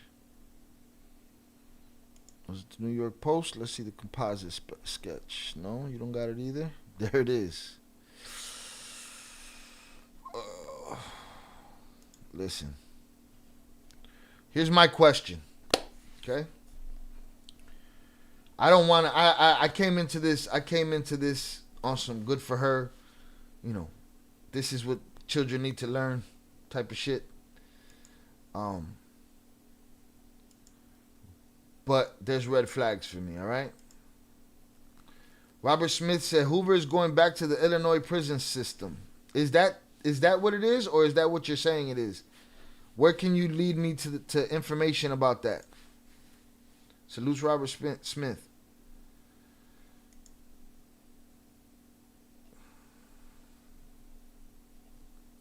The other people committed blue-collar crimes.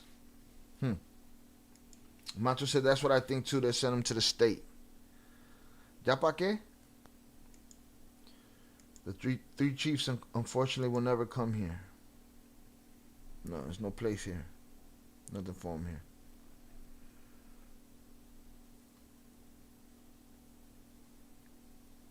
All the women and little girls should have knowledge of self-defense. I agree. But this shit is reeking of red flags. I don't know what the hell 298 was trying to say right there. I ain't gonna try.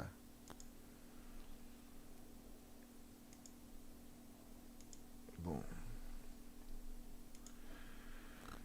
Y'all want to see the composite sketch? There it is.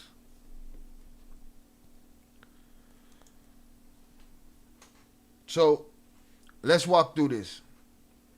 Little girl's coming home. Muscular, giant, intoxicated, 6-foot man hiding between two cars. Comes out and takes a swing at her. He looks like this. 6 foot, intoxicated, muscular. And she punched him and she put him in a headlock and she threw him and was stepping on his foot. I don't know. She put him in an ankle lock. I don't know what she did. She did all that and got away. Now, I am not going to say jiu-jitsu is magic. Jiu-jitsu is not magic. Jiu-jitsu can get you in trouble. You can study so much, and she's been doing it 3 years and she's 13. You can study it so much in class, right?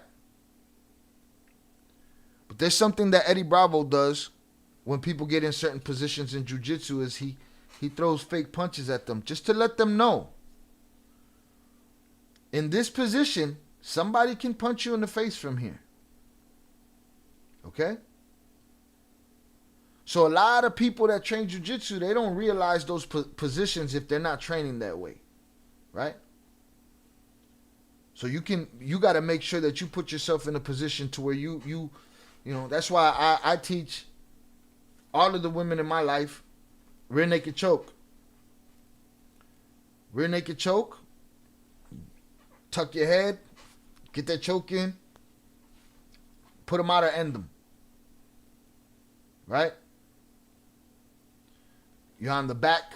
You're out of the way. But if you get the guy in an arm bar or an attempted arm bar and he got one arm free and he start blasting you in the face, ain't nothing your 13-year-old ass is going to do about that. Shout out So Much Soul. Thank you, So Much Soul. I am not a practitioner, but So Much Soul is a practitioner. So thank you for being here. And please keep me on my P's and Q's. All right? Appreciate you. She go for an arm bar. She go a headlock? A 13-year-old against a 6-foot man? I wanted this story to be true. I did. And I'm not going to say that the first thing I think, my triggers don't go off all over the place. They do. Shout out, I believe his name is Dominic Berry. He got 2 daughters that he has in jiu-jitsu classes. And they have their, he's a professional boxer. They have their videos on YouTube, and I watched them a lot. And he was excited about this. And he, you know, was like, yeah, teach your kids. But jiu-jitsu is not magic. It's not magic. And I'm not calling her a liar, but I will say kids lie. And kids lie for attention pre-internet.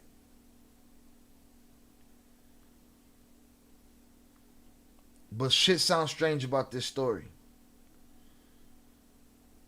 She just said a pudgy, old, 5'3", sloppy drunk I might have, kept it moving. Something about this don't feel right. So let's walk through it. Big guy jumps out. She beat him up. She run off. She goes and what? Tells the family. So this is what, we don't got him. She just tells the family it happened. They go make a report. Jiu-jitsu teacher's like, this is the shit.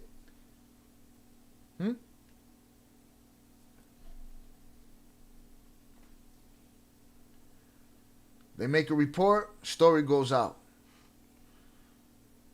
Now, I know we live in the world, and she's in California. I know we live in the world with cameras everywhere. Is there any one shred, if there's any one shred of evidence? Did Shorty get scraped up? This sounded like some movie shit I heard right there. I'm not here to make a little girl look like a liar. People make mistakes. We see it all the time. The girl that got supposedly hit with the brick found out she was lying. One day a girl reporting babies on the side of the road, and we find out she was lying. We find out people are lying all the time. People lie for whatever reasons they lie. Sometimes it's a byproduct of what's happening at home. But they didn't catch the guy. She went home. So this is basically just hearsay at this point. You know what I'm saying? Fuck you, Primo. You almost ended up in the bathroom for that. Yeah. Put him in the fucking bathroom. Don't put him in the bathroom. All right? Hit the like button if you have yet to do so. But it's not magic, and this shit seems outrageous that she put him in a headlock and threw him, and she did a judo throw on him, and all of this shit, and broke his ankle. It's a lot. That's a lot. Give me one shred of evidence, man, and I'll throw all of that shit away. One shred of evidence, a video that just shows, boom, Shorty ducking the shit, firing on dude, put him in a motherfucking headlock. You know what I mean? Put him in a choke. Let me see that. Something. I don't have to see all of it. Just let me see something. Let me see dudes stumbling down the street. This looked like a generic ass dude right there. Regardless of what Primo says, can you draw glasses and a socks hat on that drawing? I'm just trying to see something. No, mommy's wait. Hit the like button, y'all. Primo's skating on thin ice. All right, super validity shot, mega valid point, mono salutes. He said, you got a point, bro, but I'm still side with the baby. And of course, right? But shit happens. Shit happens. And kids lie. Shout out JP. JP thinks I jumped the hammer with this one. Okay. I'm coming from a place that I've seen, I've seen many examples of the shit she just said. This is some generic composite of a guy with a fade and a tough face and a split brow. And she put him in a headlock and she flipped him and she broke his ankle and all of that shit. And this guy right here, and she's at a what is this, like a YMCA Brazilian Jiu-Jitsu class? Like, what are these people's, where they come from? What's their lineage? I know that might sound crazy for me to ask for somebody that don't follow the sport or follow the arts, but coño, man. It's fun with you. Respect my socks. California girl 13 used jiu-jitsu training to defend herself against crazed attackers. She got him in a headlock. In a headlock?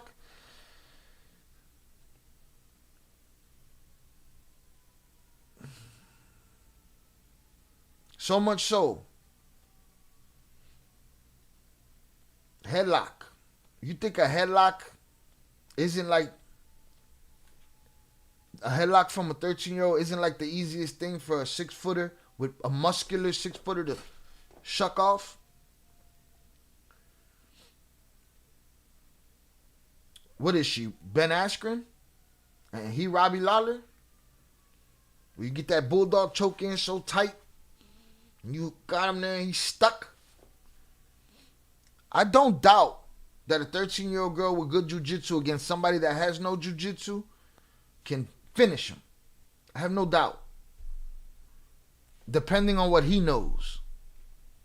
Depending on what he knows. Because if he knows the smallest bit of jiu-jitsu, he just overpowers her. For her to get a guillotine choke, he would have to be lower than her armpit level. Yeah, come at her. He tried to double leg her, dog. And I don't even know that they're saying the guillotine. The guillotine is him facing her. The way they talk about, they just say a headlock, right? Wait, I'm thinking bulldog choke headlock. I'm thinking side headlock, right? I don't even see her getting them in the guillotine choke. A little hand fighting from a muscular guy go a long way with a 13-year-old's frame, I would think. Maybe I'm jumping the hammer, as JP said. Macho said, bro, you might be onto something. She saw Van Damme coming after her and she said, beat his ass. Yeah, man.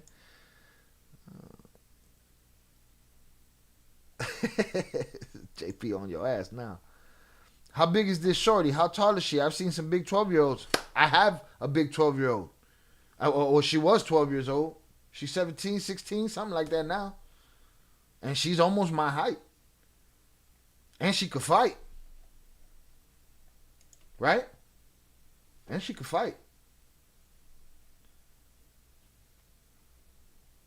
But I don't know.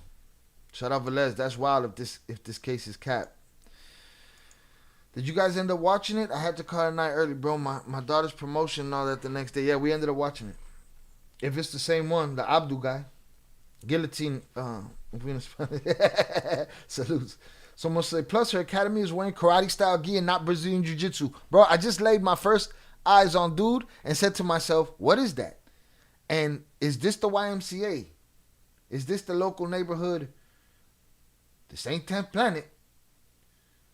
This is not, Gracie Baja. This ain't Redsvik. This ain't, I don't know what's happening here. Okay? I don't know what's happening here. And again, maybe it isn't Brazilian Jiu-Jitsu. Maybe he's a Jiu-Jitsu teacher.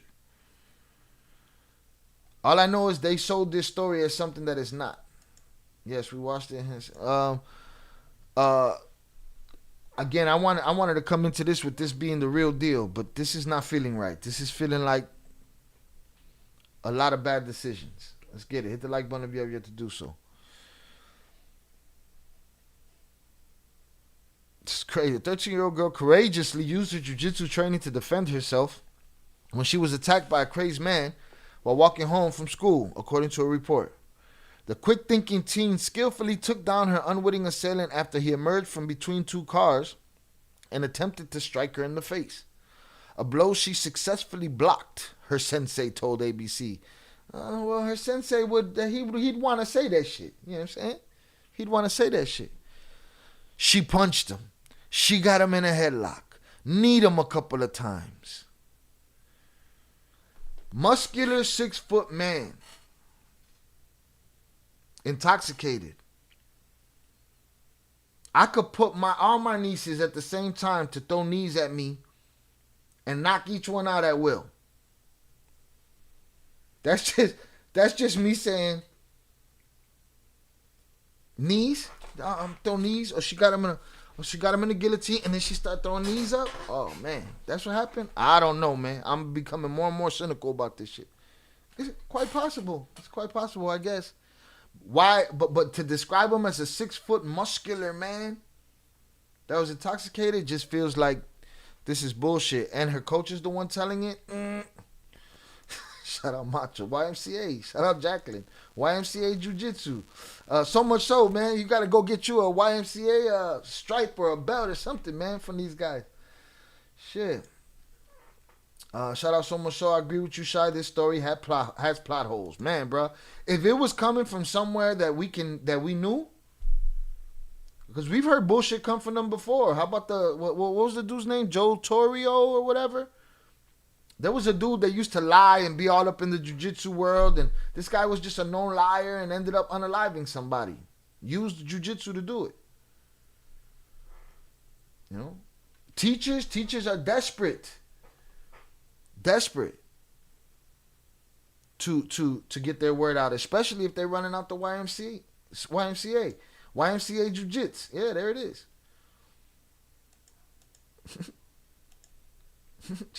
I'm just saying. Shout out Fernando on the check-in. Finally back to catch alive. Salutes to you, sir. Welcome back. A lot has happened since you've been gone. It's been a long month. Salutes. She hit him with the Hadouken. She need to get a UFC contract ASAP. Put her up against The Bullet and Amanda same time. Because this is sounding crazy to me. It feels like she putting a 10 on a 2, huh? A little bit, just a little bit. All right, super marketing campaign for the dojo that's not even prepared for an influx of people. Because what the fuck is this lady right here going to teach me? Huh? Why don't you put your gi on right? Why don't you cinch that motherfucker? What you doing? This looks like a belt presentation. You wasn't rolling.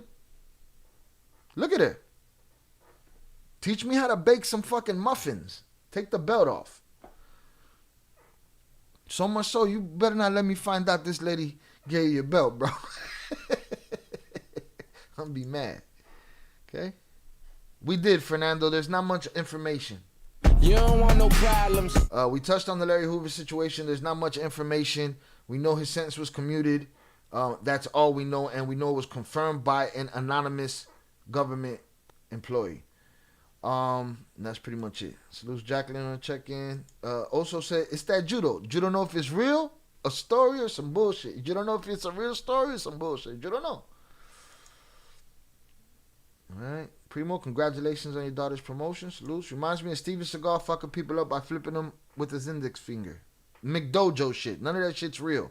The shit that works is what we see in the UFC. That's the shit that's real. Shout out so much on. My belt is legit. That's it. That's all I need to know. As long as this lady right here didn't give you your belt, this lady from the Brady Bunch right here, she looked like the maid from the Brady Bunch right here. All right?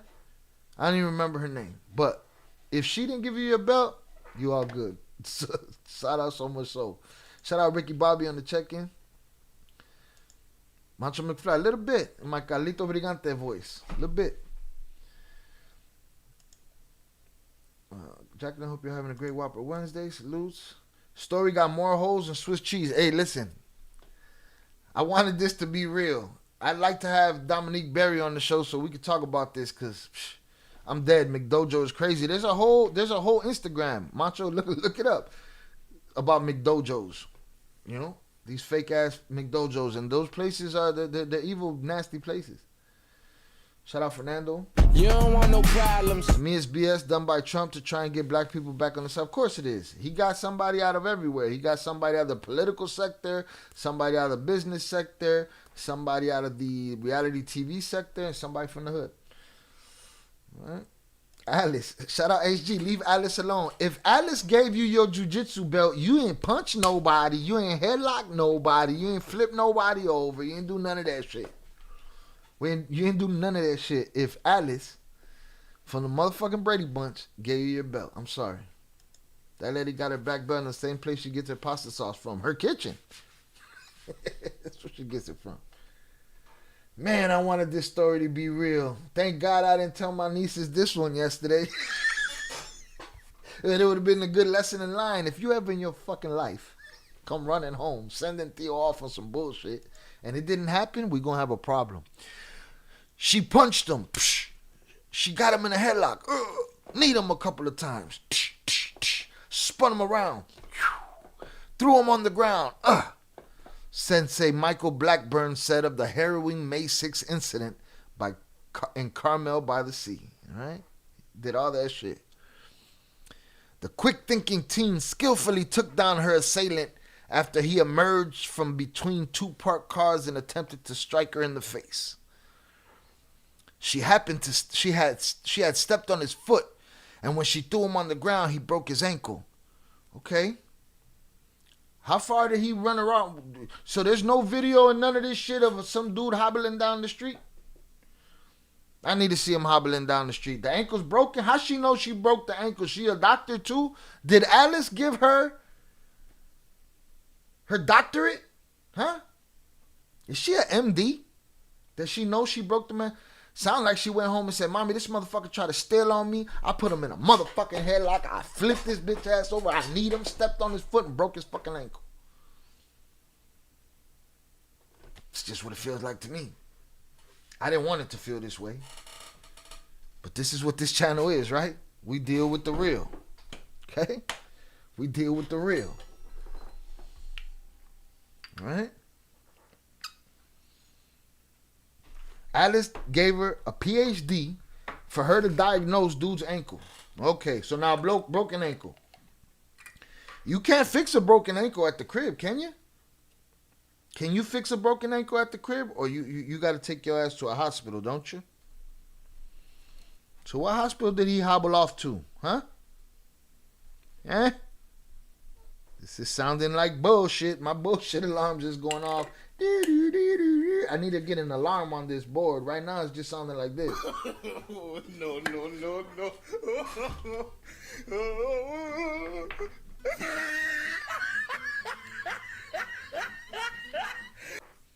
Am I out of pocket? Yo, I'd hate to be out of pocket for being right and for telling the truth. That seems the world. That look like the world we live in right now. Right?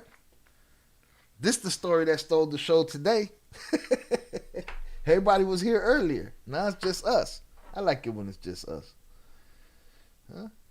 I didn't want to make you the content this way. I did not. Lord knows I wanted this shit to be true.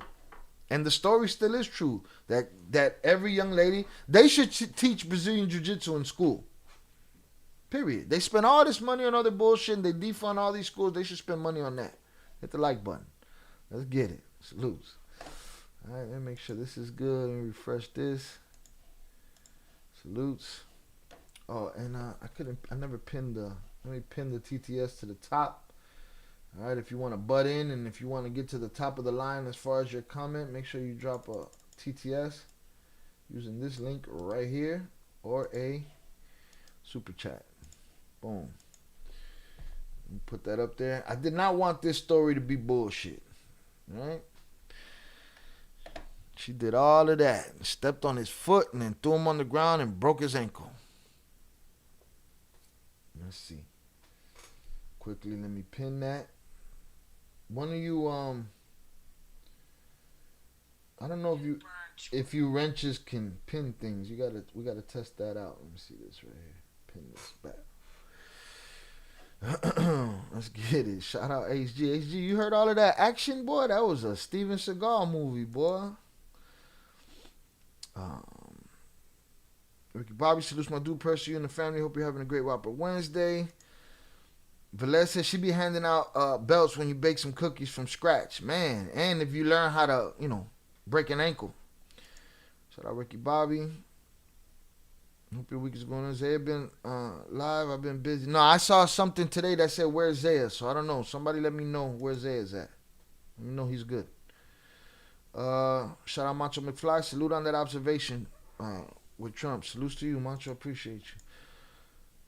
Jacqueline, hope all is well. Hope you're having a great day. Salutes. Let's see. Alice is Superwoman. Boy, Alice give you a belt. You can do whatever.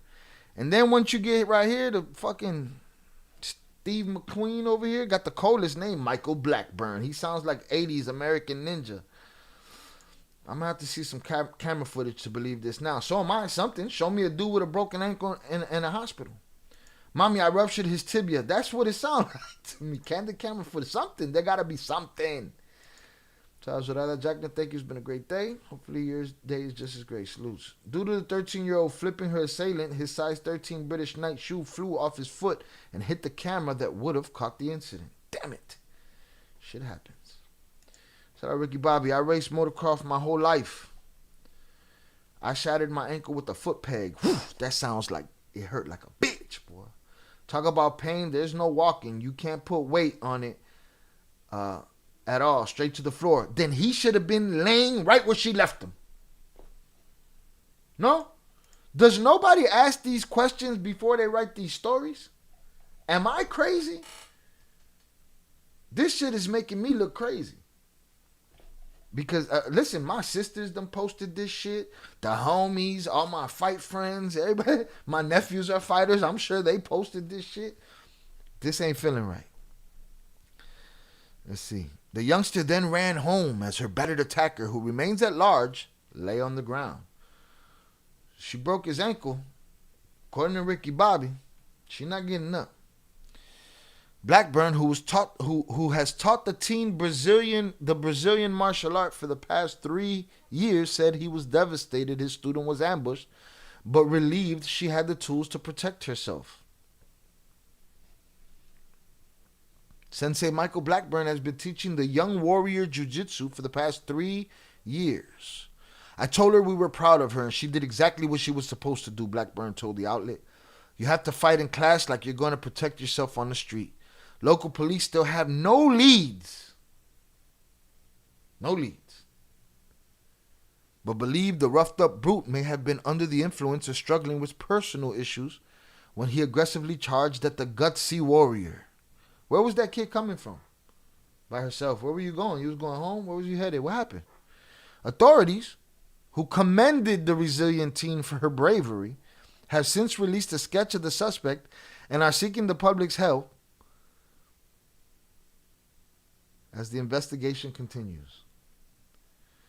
You don't see it very often where a juvenile is brave like that, Carmel Police Commander Todd Perris said. Oh, wait a minute. He's waxing off right here. He's waxing off in this picture. He's waxing off. I don't see no jiu-jitsu and he's waxing off. I don't know what he's doing. He might have just waxed on with this hand, but he's waxing off with this one. And her, she's standing square, throwing punches at him with her thumb up. This is not feeling right, y'all. To have that type of self-confidence, that awareness, to be a quick decision maker and make decisions that's going to keep themselves safe. The determined young fighter who did not want to be identified hopes her story will inspire women and other girls to learn the skills that could one day save their lives. No, mommy's wait. I'm sorry, y'all. I'm not buying it. This shit went left for me. I am not buying it. Who recommended this story? I'm going to have to call that little girl on them. I did, motherfucker. It's 2025. Anything goes. That shit don't sound right to me. Amor mi gente, gotta hit the block. The vision Spalding if anyone wants to visit. Mañana Shy Alien. Salutes to you, macho. Be safe. Ain't shit out there for you. That's just my disclaimer. Ain't shit out there for you. Salutes. Yeah, man, I'm not buying it. He may have been having personal issues. What the hell? Yeah, like this shit. It sounds like the police didn't have nothing to say. It sounds like the police are saying it's amazing for a kid to have that kind of confidence in all of this because they don't believe that shit either. Where's the broken ankle guy? Where's the cameras? I'm not buying it. And she don't want to show herself? Could this be something that blew out of proportion? Huh? That she went home to tell an attention lie and next thing you know, they tell her coach and they thank her coach and next thing you know, the coach is like, shit, we could get some good coverage out of this and we hit the news with it. Sounds like I cracked the code right there. I need some water. It's time to refresh my drink. This shit left me with something to be desired. Right? And his nose is rather dark right here. Did she already clock him in his shit when she made, the composite in her mind? She already seen she punched him in his shit. So JP, after all I've said, do you still feel like I jumped the hammer? Or do I have a case here? Because this don't sound real. Headlines, man. Heartbreaking. Heart fucking breaking. Look at this guy. He wax off. Right here. Wax on, wax off. Fuck out of my face. I want to hear him. I want to hear the interview. There's probably more bullshit alarms. After this news, we'll get enough donations to fix our air conditioner. Kids don't have to worry about being in a sweaty gym. Yeah, that did it for me. Her wanting to be anonymous. Shout out Zoraida. See, 13-year-old. crazy. That's crazy.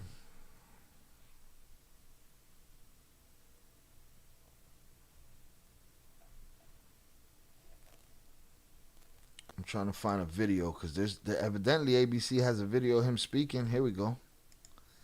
Y'all better get the fuck. I'm gonna rewind this. I'm gonna go get my drink. I'm gonna refresh my drink and I'll be back. Hit the like button if you have yet to do so. I didn't want this story to be bullshit, but it sounds like it is. Let's get it. Does not mean that I don't believe in the message. And I don't believe 13-year-olds should be going and picking fights with adults just because they know jiu-jitsu. I'm saying jiu-jitsu can save your child's life, right? But not like that. Jiu-jitsu is get on his back. This is the best that I could do. Kick him in the nuts, smash him with something, stab him with something, get on his back, put him out, and get the fuck out of there. That's it. I hope that lady in the picture is not trying to defend herself with her arm there. No, that's what she's trying to hit him and he's trying to wax off on her. It's crazy. Illinois is about to be Republican now that Hoover getting out. Everybody go just vote for him just cause. No, he throwing bones all over the place. Shout out JP. Shout, you jumped the hammer and you had enough water last live. Drink a cold Mexican Coke or Sprite, my friend. Nah, back up, man. I'll leave the sugar to you, bro. I'll take my water, thanks. The fuck? Wild. A walk home from school turning into a terrifying moment for a Carmel-by-the-Sea 13-year-old girl when she was face-to-face with a man trying to physically assault her. The girl managing to fight him off using jiu-jitsu.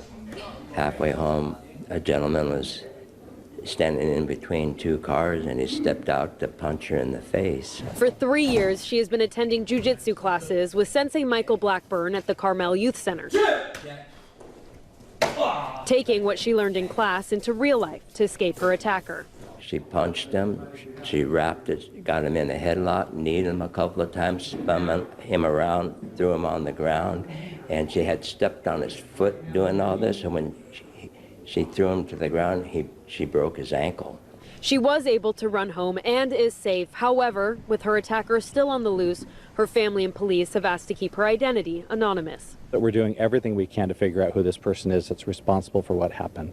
Carmel police say they do not have a solid lead on the man yet, but have released... Yo, I heard his voice and I laughed over there while I was getting my water. I gotta go back, sorry. Gotta see a stupid face, because this shit is... I'm not buying it. Not buying it. Not gonna be able to do it, sorry. JP said, hell no. The black swing vote. Sounds like Blackburn got her to lie to drum up promotion. Maybe he got her to, or maybe it happened the way I said it. Maybe she wanted attention at home. Maybe she wanted to feel something at home. Maybe amongst her friends, something. And that shit just turned into all kind of other shit.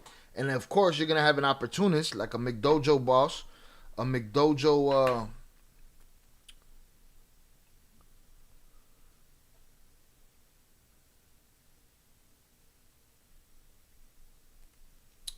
Rocks, we're not having that conversation here. I don't know what's going on over there, but that's a different conversation, and we don't have these conversations, and we don't type this shit in my chat. You want to do that shit, take the TTS. All right? Walk home from school. So I'm not gonna use kids in anybody's political fucking conversation. All right? Kick rocks. So that's my thought. My thought is she wanted attention. She went and she said something. Then it turned into opportunistic McDojo senseis, like Mr. Blackburn here. And next thing you know, you call the news, and now it's all over the country. And now that little girl's gonna be embarrassed if this comes out to not be true. Okay, good for you, Roxy. Cool. School turning into a terrifying moment for a Carmel-by-the-Sea 13-year-old girl when she was face-to-face with a man trying to physically assault her. The girl managing to fight him off using jiu-jitsu.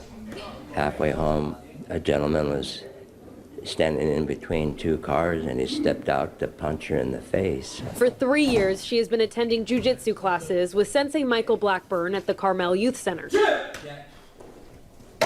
Taking what... Get the fuck out of here. McDojo, Period. There's no more question. That this did not happen. This did not happen. She has been what's the word? Co-opted by the McDojo cultish lying make-believe bullshit that motherfuckers like him teach. This story's out the window for me. I want to tag Dominique Berry, tag my sister, my nieces, all in this video, and let it be known this is a bullshit story. What she learned in class into real life. For 3 years, she has been attending jiu-jitsu classes with Sensei Michael Blackburn at the Carmel Youth Center. Taking what she learned in class. Get the fuck out of my face. I hope So Much So is still watching. So Much So, you see this bullshit? I'm going to slow it down because it might have been too quick for you to see. He's a bad motherfucker. You know what I mean? Let's see. Let's get it. Hey.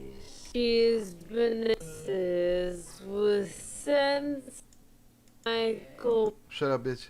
Watch this. Come on, Michael Miyagi. Get the fuck out of here. Yeah. Smack you. And I push it down and kidneys. Yeah. Shut the fuck up. This is bullshit. That guy been stealing people's money for years. Be very careful. Go with a reputable school to put your kids in for martial arts. It can save their life. It can save their life. This is a McDojo motherfucker. That's Ronald McDonald right there. Right? He uses his chi and shit. Hadokens. No. This is bullshit. We have officially, and as far as I'm concerned, unmistakably debunked this story. And it is a nationwide story right now. Okay? Wow. That's crazy. I gotta get off live just to publish this video. A couple of times, spun him around, threw him on the ground. Yeah, spun him around. Bullshit. Never happened. Centers. Taking what she learned in class into real life to escape her attacker. She punched him. She wrapped it, got him in a headlock, kneed him a couple of times, spun him around, threw him on the ground, and she had stepped on his foot doing all this, and when she threw him to the ground, he been telling stories like that his whole life. That's how he's made his living. This is criminal what's happening here. She broke his ankle. She was able. Look at this stupid fish. She broke his ankle. Threw him on the ground. Stupid fuck. She had stepped on his foot doing all this, and when she threw him to the ground, she broke his ankle. She was able to run home and is safe. However, with her attacker still on the loose, her family and police have asked to keep her identity anonymous. We're doing everything we can to figure out who this person is that's responsible for what happened. She probably didn't want no part of this shit going to the news. Teacher did that. Sensei fuckface did that. This is debunked. This is done. Despicable. Please, I encourage you, if you have the bread, put your kids in something like that. Mixed martial arts. And if you could train them in weapons as they get older, do that too. I mean, this ain't it. This guy's a liar. You said it's hot out? Yeah, like the devil's armpit. Indeed, bro. Be safe.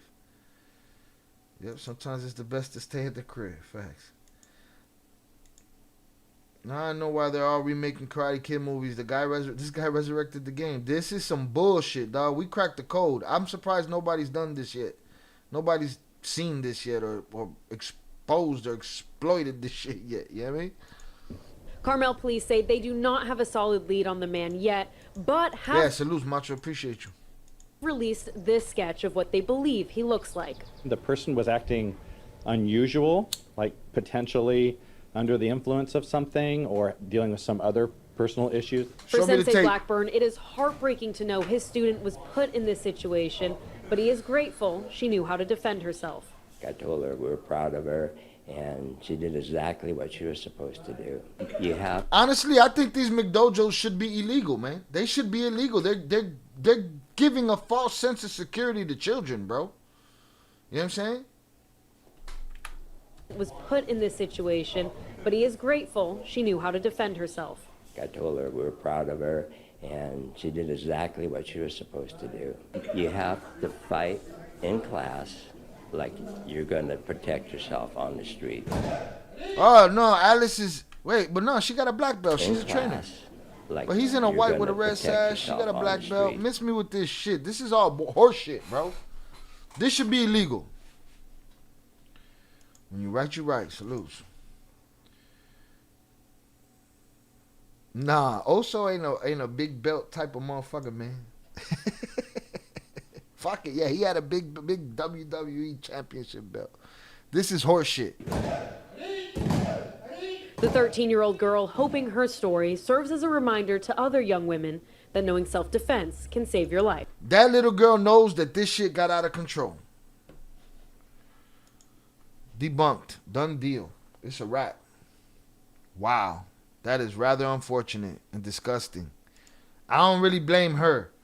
I believe she went out there, she said some shit for attention, that shit bubbled out of control, and dudes start calling motherfucking news outlets, and because he's the one on camera. Oh yeah, sure, come take a tour of my room at the YMCA with these kids that I'm stealing money from their parents. You know what I'm saying?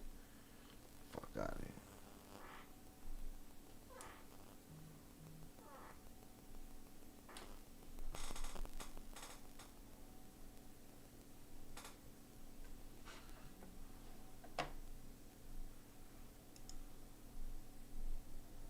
Let me see.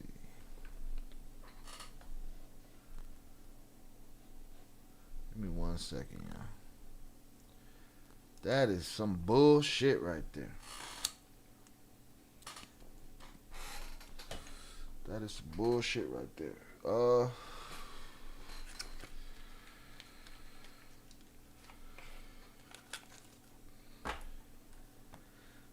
Disappointing, bro. Disappointing. But some of our kids out there, shit, we live different out here, baby. Salutes. Shit is crazy. Salutes, JDM. Appreciate you. From the UK, salutes. Has the guy Larry Hoover been in prison nearly 50 years? Yes. He's been locked up my whole life. Absolutely. Now I remember when they moved him to the feds. Just belts for his pantalones. Yo, that story just got shot down, bro. Shot the fuck down. Shot the fuck down.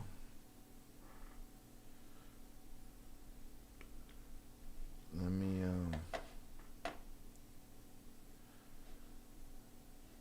it's bananas. Sorry, I got all kind of messages coming through and shit. That can wait.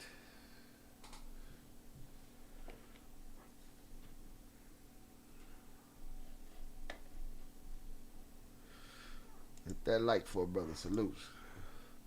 Wow, I'm sad that story was bullshit.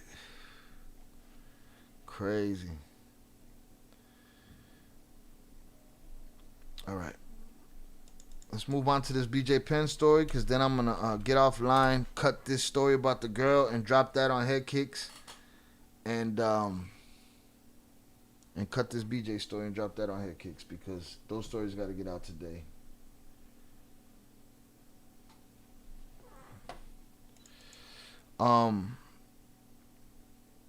Wow, what a disappointment. BJ Penn. For those that don't know who BJ Penn is, all right? BJ is a prodigy of the game. That's his name. That's a name that was given to him. He's the first prodigy in the UFC. Scrappy kid from Hilo, Hawaii. Came up in a well-off family. White father, Hawaiian mother, and he was a scrappy brother. You know Hawaii guys, they like to scrap. He was a natural at it. He loved it. He became the quickest American to ever earn a black belt in Brazilian Jiu-Jitsu and be a champion. I think he's the first American to win at ADCC, if I'm not mistaken. It's been a long time since these facts been in my head, so I don't know. They might be rusty, but somebody can correct me, or we'll find it. Shout out Zorada. I would sign my son up for jiu-jitsu with an instructor that looks... I wouldn't sign up my son for jiu-jitsu with an instructor that looks like that. My son could take him. What could he teach him? Absolutely. Twice on Sunday. Also, I'm about to do a Google search and post it in Discord. Y'all making me feel weird. Go get your big belt, bro. See your young belt. Put it in the Discord. Yo, I can't believe that shit happened. So BJ was a prodigy. And then he got into UFC. When the UFC was first sold to the Fertitta brothers and Dana White, I believe he was over with Tito Ortiz when Dana was managing Tito Ortiz and teaching Dana and the Fertitta brothers jiu-jitsu. They signed him up, and he was a rising star immediately, superstar immediately, right? Finally got to his first title shot, lost that title shot to Jens Pulver. Then went on to have an even more legendary career after that, right? Went up in weight, first 2-division champion. Did he do it before Randy? Might have been the second. He might have been the second. How the fuck they got Colonel Sanders teaching jiu-jitsu? They wildin', that's why. That's why. You don't want no problems. There's a ton of Samoans on the island. Salutes. BJ had a splendid career, bro. A great career. And there was ups and there was downs, right? I'd like to give you a small video if I could find one.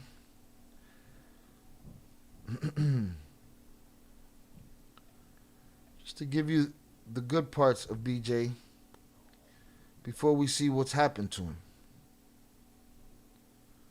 All right?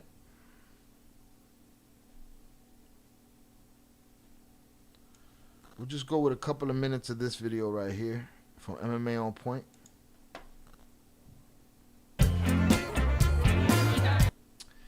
BJ is of the mentality that birds fly, fish swim, and he fights. And he did, again, becoming 2-division champion, became a welterweight champion and a lightweight champion. Trained with the Marinoviches. Rogan likes to say this seems like the peak of his career when he put on legendary performances against Diego Sanchez is the big one. Diego Sanchez was a force. Not technically the greatest fighter, but the kind of heart that you just cannot destroy. And he was on the way up. It was his job to get BJ out the way when that fight took place. BJ toyed with him the whole fight. Toyed with him. Cardio on 1,000. Boxing on 1,000,000. 298 said, I remember when BJ was impossible to take down. Take down, crazy. Legs like a frog. Right? You hold him up one leg, he bounce around that cage, punching you in the face until you let him go. Right? He get down, he's struggling with you on the ground, and he got to slip his foot in between an arm and a leg. He can use his legs like arms. Right? Trap you up, choke you out. Joe Daddy Stevenson, just legendary fights. He toyed with Diego all fight long, toyed with him. His coach was screaming at him, you can finish him at any point. Took him all the way into the end of the fight, and with maybe a minute or two left, threw the only kick that I believe he threw in this entire fight. And it was a head kick, and it opened up Diego from here to here. And the fight was over. Legendary shit. And then another one of my favorite fighters came along and ended his reign at the top. Ended BJ's reign at the top, which was Frankie Edgar. We'll get into him another day. But BJ was a phenom. A lot of people felt like BJ had it too easy. It came too easy to him. He was so talented naturally that he didn't have to try too hard. That might have been something that hurt him.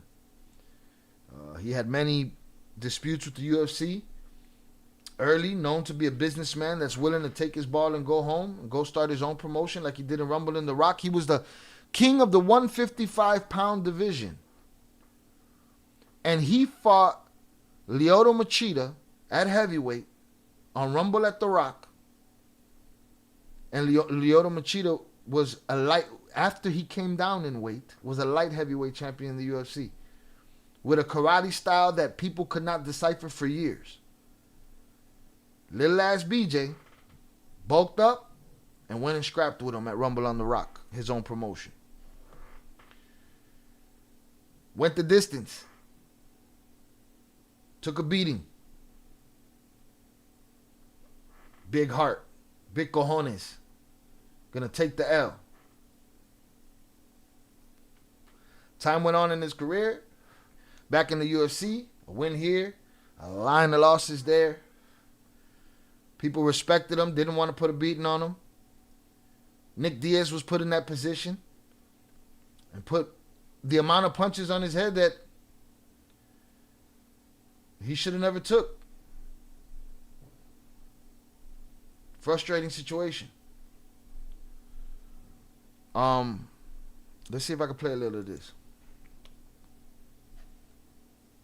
BJ Penn kind of goes beyond that. His ability as a natural talent in combat sports was truly 1 in 6 billion, but even with every built-in advantage that helped him succeed, behind the wheel of BJ Penn's career was a man whose legendary achievements did nothing to stop him from slamming his career into brick wall after brick wall. And the person BJ Penn blamed it all on was himself. I'm Balian from MMA On Point, and this is the story of BJ Penn, the man too talented to train.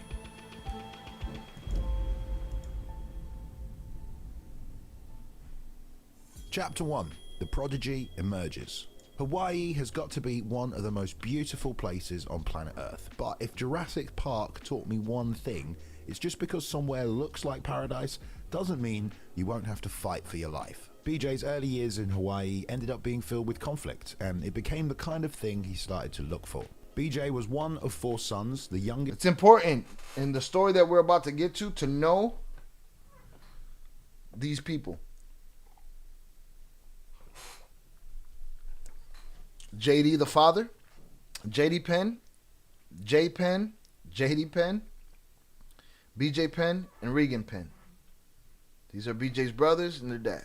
Named after his father Jay, so he became Baby Jay. And it's not that surprising, like a lot of young lads, that he loved wrestling and action films. BJ was probably the most different of all my sons. He was a big fan of Hulk Hogan and Rocky Balboa. BJ never really turned down a fight. For him, it's his form of playing. BJ seemed to want a reputation for himself as a guy that wouldn't back down from a scrap no matter what. BJ was always looking for a fight. I noticed BJ was slowing down and there was some kid Yelled out to him, "Hey, you like fight? You like scrap?" BJ just stopped, got off his bike, laid it down, put up his hand, said, "Let's go." Now, at this point, BJ hadn't had any kind of training, really. He was just getting into it with anyone and everyone he could. In fact, it sounds like he started taking it a little too far. About 4 of them that always just drove around and they got into a whole bunch of fights. My dad was like, "We gotta get BJ into something." His dad managed to convince him to try a martial art, to learn some discipline, some structure.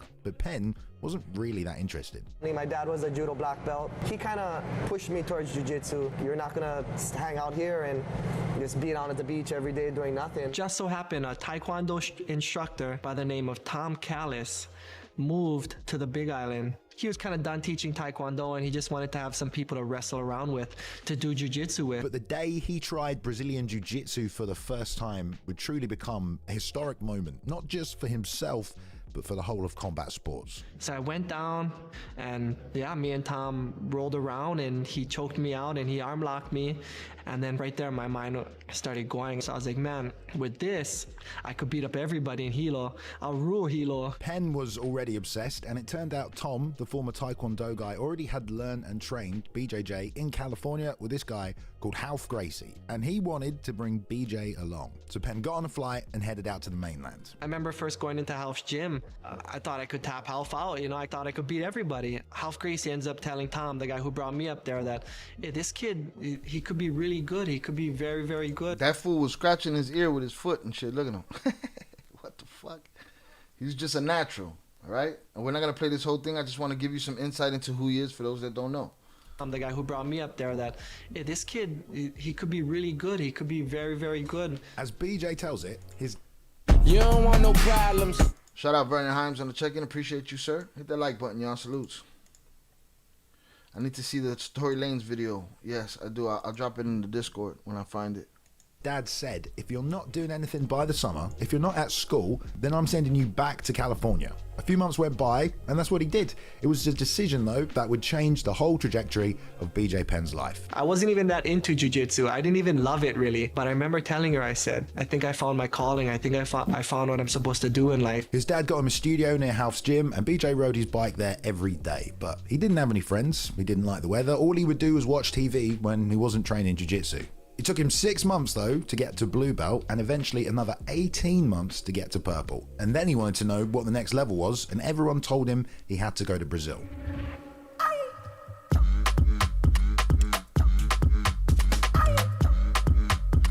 Penn eventually settled on Nova União, a legendary gym in Rio de Janeiro, home to future UFC champions like Jose Aldo and Renan Barão. Now, the gym was being run then by the same guy as always, Andre Perris, who continued BJ's instruction for another 16 months, and he was... Nova União, Andre Perris, names, reputable names in the jiu-jitsu industry. People from their legacy break off from them and create their schools. These schools are the schools that you need to find. These are the schools that you need to take your kids to. Not a McDojo with a Colonel Sanders that's telling stories over there. Was the one who granted him... Shout out Young Jizzle. He's back. Salutes. His brow. Now, the gym was being run then by the same guy as always, Andre Perris, who continued BJ's instruction for another 16 months, and he was the one who granted him his brown belt and eventually his black belt. Just 1 week later, BJ Penn was heading to the World Championships as a black belt. Instantly, we know a whole nother level. I mean, there had to have been probably... That's his brother, JD. Over 200 jiu-jitsu practitioners. I kind of took it serious, but it was never like, this is, you know, it wasn't everything to me. The first match, BJ got by a tough veteran on points. And then he beat another top guy in round 2, and all of a sudden, he was going to the finals. Even though martial arts wasn't really BJ Penn's life yet, he knew he was about to make history if he won. And he knew it was a once-in-a-lifetime opportunity. Doesn't matter if my arm breaks or my leg breaks, I'm gonna win this match. After a methodical match, he took his time setting up an armbar, forcing Edson to tap, and crowning himself the first ever non-Brazilian to win a world championship as a black belt. 21 years old, 3.5 years of training. It was completely unheard of, and it still is. And he earned a new name, simply the only word that could describe him: the Prodigy. I looked around at everybody, and the Brazilians couldn't even believe it. Somebody with 3.5 years and won the most prestigious tournament in the world. It was clear that BJ Penn was both impossibly naturally gifted and dedicated, but things wouldn't always stay that way. BJ continued his training, and a friend of his, a guy named John Lewis, told BJ about some private lessons that he had been given some billionaires, some guys called Lorenzo Fertitta and Dana White. So in January of 2001, they bought the UFC for $2 million, and now we're looking for the right kind of fighters for the new direction that they were taking. BJ had his black belt and his BJJ World Championship. He asked John Lewis, what do you think? Can you get me in the UFC? They loved BJ. They knew his accomplishments. They brought him in. We talked to him. We went through the contract. We're so excited that BJ was fighting in the UFC that we pretty much agreed to whatever they were saying. Chapter 2. Unfulfilled Potential. Despite everything BJ Penn had already achieved, as he tells it, he was incredibly nervous for his UFC debut, even crying in the locker room before his fight. He was going from just a street punk in his own eyes to fighting another trained opponent in the octagon. The only reason why I'm stepping in the octagon is to be the champion. The most decorated jiu-jitsu athlete in America is BJ Penn. So BJ was just bursting with nervous energy, but his debut was nothing short of pure domination, and not just with his jiu-jitsu, but with his hands.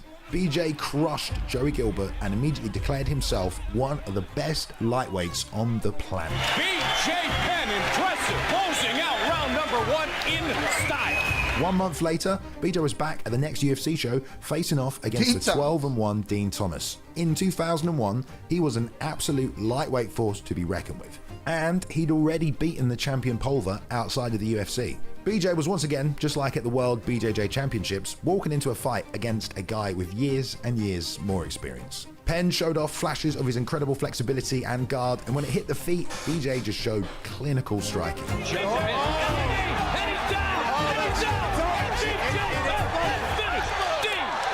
He was beginning to truly look not just like the prodigy, but an MMA one as well. He had the black belt, he also had the knockout power. Everyone was massively impressed. BJ was immediately catapulted to a #1 contenders fight against the former title challenger Carl Uno. That shit was and even with the disrespectful. UFC fan base Disrespectful what he did to Carl Uno, boy. as small as it was, the hype around BJ Penn had built to astronomical levels. BJ sprinted to the cage, then Uno sprinted at BJ from the bell, and in 11 absolutely electrifying seconds, he annihilated the former world champion.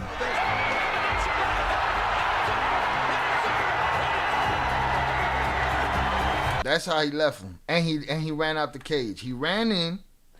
They rang the motherfucking bell.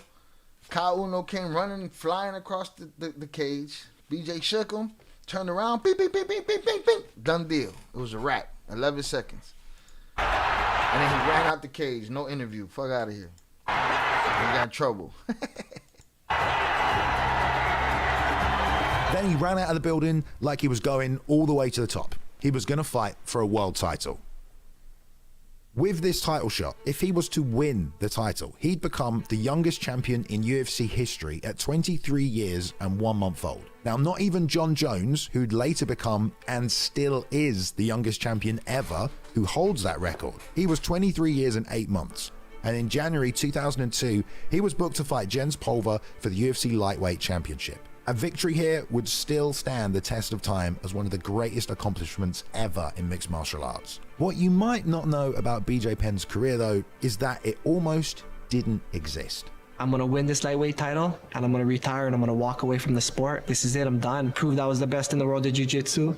I'm gonna come in the UFC, I'm gonna win all these fights. I'm gonna become the world champion, I'm gonna walk away, and I'm gonna be done. BJ had been built up as a massive favorite going up against the champion Jens. Pulver was thought of by all accounts as the underdog, but he fought tooth and nail with BJ as the two men pushed each other back and forth. In the closing seconds of the third, BJ locked in an armbar, but right after the horn sounded, Pulver actually tapped. But it didn't matter, the round was over and the battle continued. Going into the fifth, Pulver had dragged the fight out of Penn, and the momentum was slowly moving in his direction. Wanted that lightweight championship belt, man. I wanted to put that thing on my dresser right next to my jiu-jitsu gold medal. As the fifth round started, the online scoring, yeah, they had that even in 2002, said that Pulver was up and that BJ really needed to push the action to take the final round. Penn, though, has talked about how he felt he had been over-preparing and pushing himself too far in training during the last 2 months. And apparently he also had a leg injury that a massage therapist told him could lead to muscle atrophy. And also, just to quote him from his autobiography, "I wasn't so sure I was prepared to be a champion." The fifth round began, and every time BJ stepped forward, Pulver countered.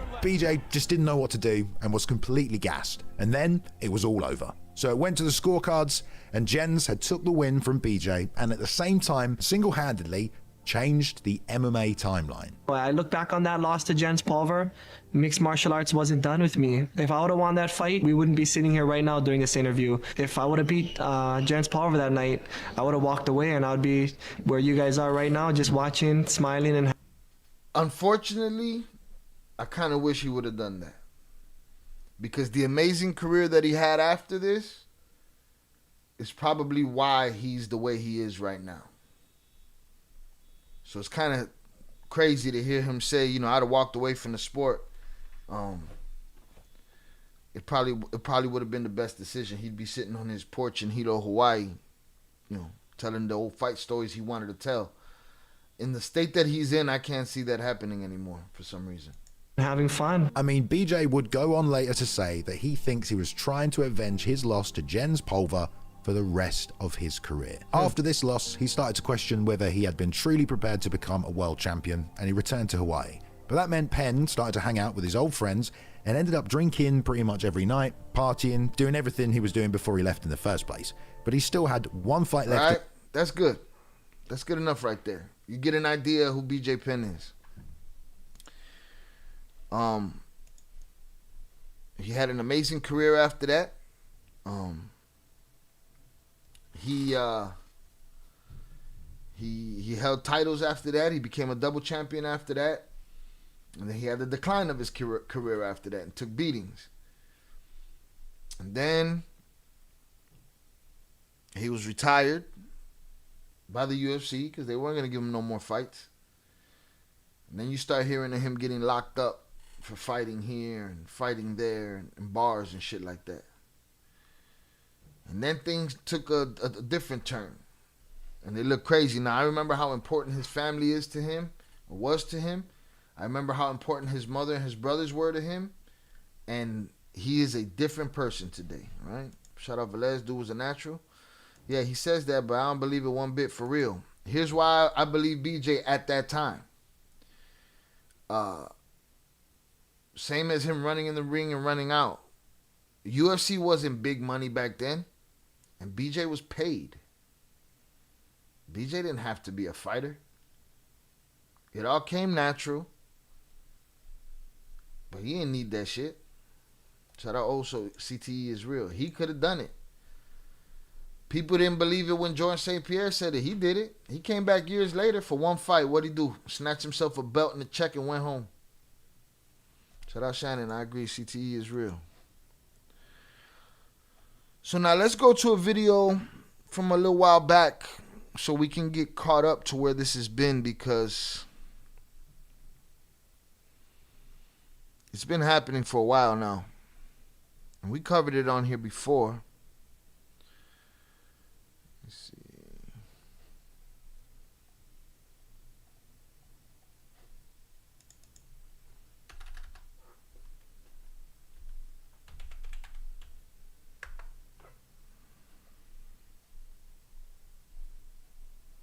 Yeah, let's do this right here.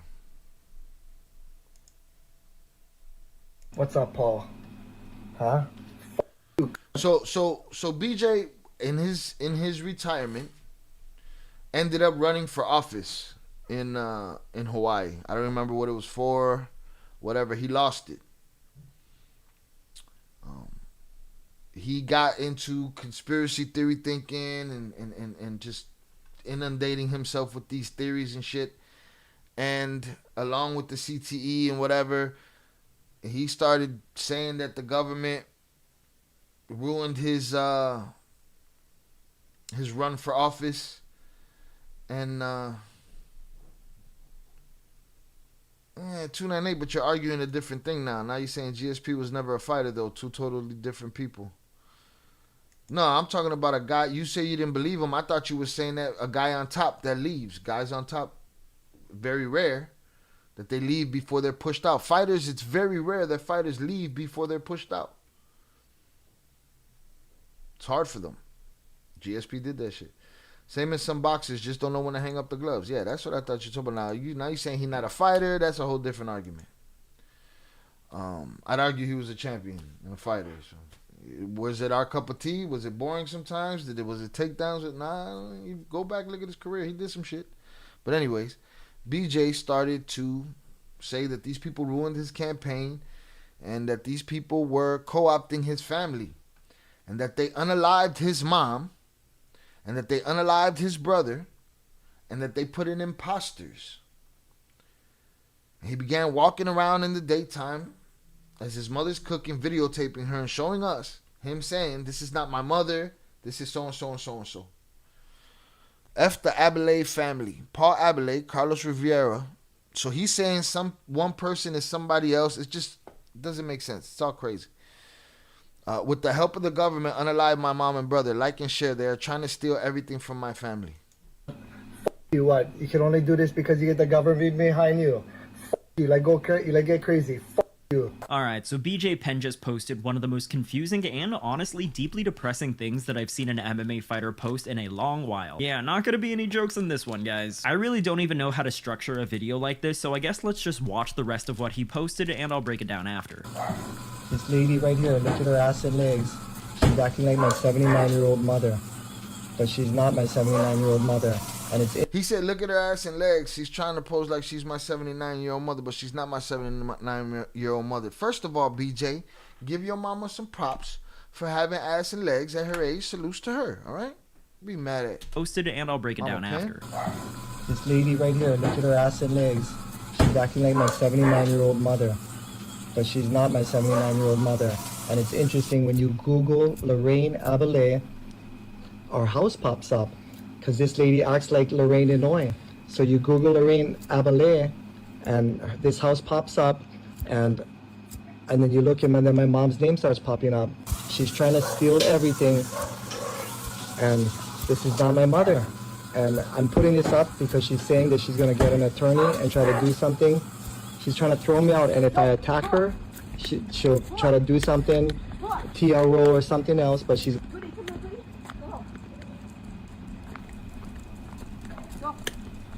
He's sitting there making accusations and saying if I do something to her. First time I saw that, I said, this is not going to end good. This is bad. All bad. Shout out to 298. PJ was a straight warrior. GSP like. But both V and GSP were still my top 10 of all time. Salutes. What you mean what I be holding up? What you be holding up? Oh, it was Nature Valley granola bar. Salutes. Your boy got to get something in the system. This is not good. Lady sitting there taking care of her disturbed son as he walks around all day saying these things about her and writing this gibberish. The Abilene family, Lorraine Inouye, plus the government trying to steal Penn family money. Mommy. Heidi Abele, a.k.a. Capola, Lorraine Abele, like and share. She already sold our Honolulu studio for $2.5 million. Brother is Paul Abele. He's just wilding. Do something. But that right there is terrifying. She's there cooking, trying to feed the man, and he's sitting there saying, that's not my mom. She's trying to throw me out, and if I attack her, she'll try to do something, TRO or something else, but she's...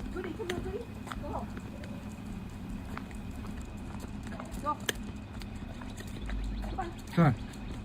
Get off the road. Get off the road.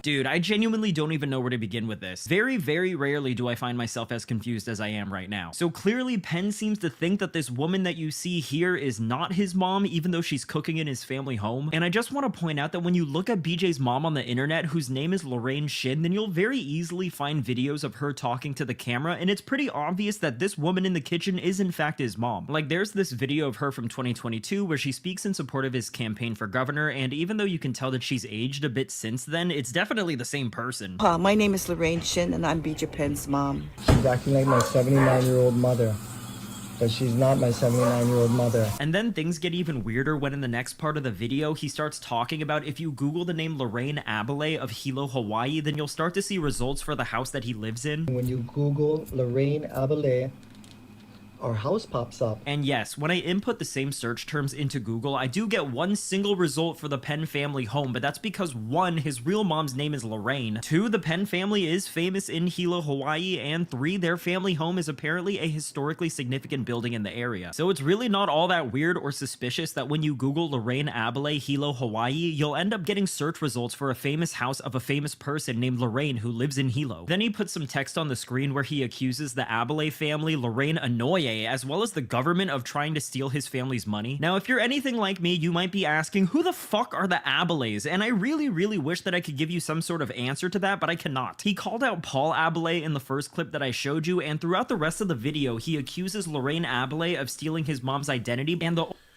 Salud Zorada, did he have some kind of head injury? Yeah, a career of GSP, Matt Hughes, and Nick Diaz, and Frank Yeager tapping him in his fucking head for like 15 years. I think that's what it is. It's fucking sad. We knew we were gonna see it. The sport is young. You're gonna see your first guys. First guy diagnosed with CTE was Big Daddy Goodrich. He was an early UFC fighter. BJ just took too much punishment. And here's the problem with guys like BJ and the Diaz brothers. They got good chins.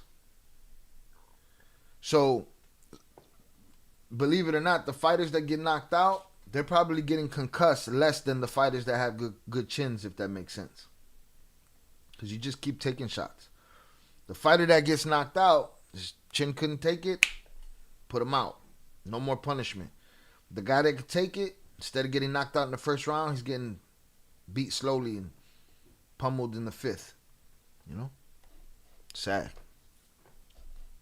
Only thing that I could find on them is that Paul Abelay is a former MMA fighter with one pro fight and he's from Hawaii. When it comes to Lorraine, I haven't found a single thing across the internet explaining who she is or how she's at all associated to the Penn family. I mean, maybe BJ and Paul knew each other from the Hawaiian MMA world and maybe there was some falling out between the two recently. I really have no idea. I will say this though, what I do think is happening, and I'm really not even sure about this, is that BJ is accusing the Abelay family of working with Lorraine Inouye, who is a current state senator of Hawaii, by the way, and Lorraine Inouye is the person who he thinks is pretending to be his mom because according to BJ, the person in his kitchen acts like Lorraine Inouye. Our house pops up because this lady acts like Lorraine Inouye. Then in the next panel, he reveals the faces of two of the Abelay family members, which are these girls right here. One of them is named Heidi, but the other girl is apparently the Lorraine Abelay that he's been talking about. And it's like, what is even going on here, man? Who are the Abelays? What is the significance of Lorraine Abelay if they're supposedly using Lorraine Inouye as the imposter? Why is everyone in this story named Lorraine? I just don't get it. And I understand that I'm trying to make sense out of a man who's be knowing something. Here's the problem: we be knowing something's wrong with some people. What can you do? What could his family do in this predicament? What do? You get him put in a hospital? How would that work? Who gonna hold him? How they gonna hold him there? I mean, they could hold him. I'm saying legally though. Who's clearly suffering from some sort of mental illness, but I feel like I need to do all of this in order to properly highlight how utterly crazy all of this is. Now, I get that all of this is so bizarre and confusing that it's easy to get lost in his explanation, but here's a very friendly reminder that he ends his video off by saying this. She's trying to throw me out, and if I attack her, she'll try to do something, TRO or something else, but she's... Look, I'm really hoping that I'm misinterpreting what he says here, but at the very least, it seems like BJ has gotten aggressive enough with his mom to the point where she's had to warn him that if... Shout out Split That Pie. You can never stop a grown man from doing what they want to do in their right mind. What happens if there's no right mind no more? And there's somebody you love, your son, your old man, you family. He looking at you like an imposter. He's not in his right mind. Not the same grown man he used to be. If he attacks her, then she'll file a temporary restraining order against him. Like, I don't know how or why she would have conveyed this information to him unless he already escalated the situation at least once before. There's definitely already been an argument. And this is months and months ago. And he just got arrested this weekend. I'm sure she's been going through hell. Or an incident where he was aggressive towards her and that forced her to threaten him with a TRO. And with that information in mind, I think that this situation has officially crossed over from crazy to dangerous. This guy BJ, who suffered several lifetimes worth of brain damage while he was a UFC fighter, is currently unable to recognize his own mom and thinks that she's an imposter who's out to steal his family's money. He is living under the same roof as her as we speak, and I am not exaggerating when I say that I am kind of fearful for that old lady's safety. And look, I make it very clear on this channel that I know nothing about anything, so when it comes to Penn here, I don't know if this is him having a manic episode, or if this is psychosis, or if this is just CTE, or maybe it's all of the above. But I have seen people online saying that this sounds like a case of something called Capgras syndrome, which is described as a rare psychiatric disorder characterized by the delusional belief that a familiar person, such as a family member or close friend, has been replaced by an identical imposter. And I'm not going to go around diagnosing mental illnesses when I have no knowledge of these things myself, but I don't know, it sounds pretty similar to what's happening here with BJ. I've also seen people say that this is a psychotic traumatic episode as a result of his continued drug use. First noteworthy insight into his drug problem comes from a former editor of BJPenn.com who accused Penn of not only being addicted to cocaine, but also of forcing himself on his girlfriend, who was a Playboy model. Oh, Jesus. Then in 2019, UFC fighter Nick Lentz said that when he went to Hawaii to train with Team Penn, it was obvious just by looking at him that BJ was an addict. And now finally, I guess, I don't know why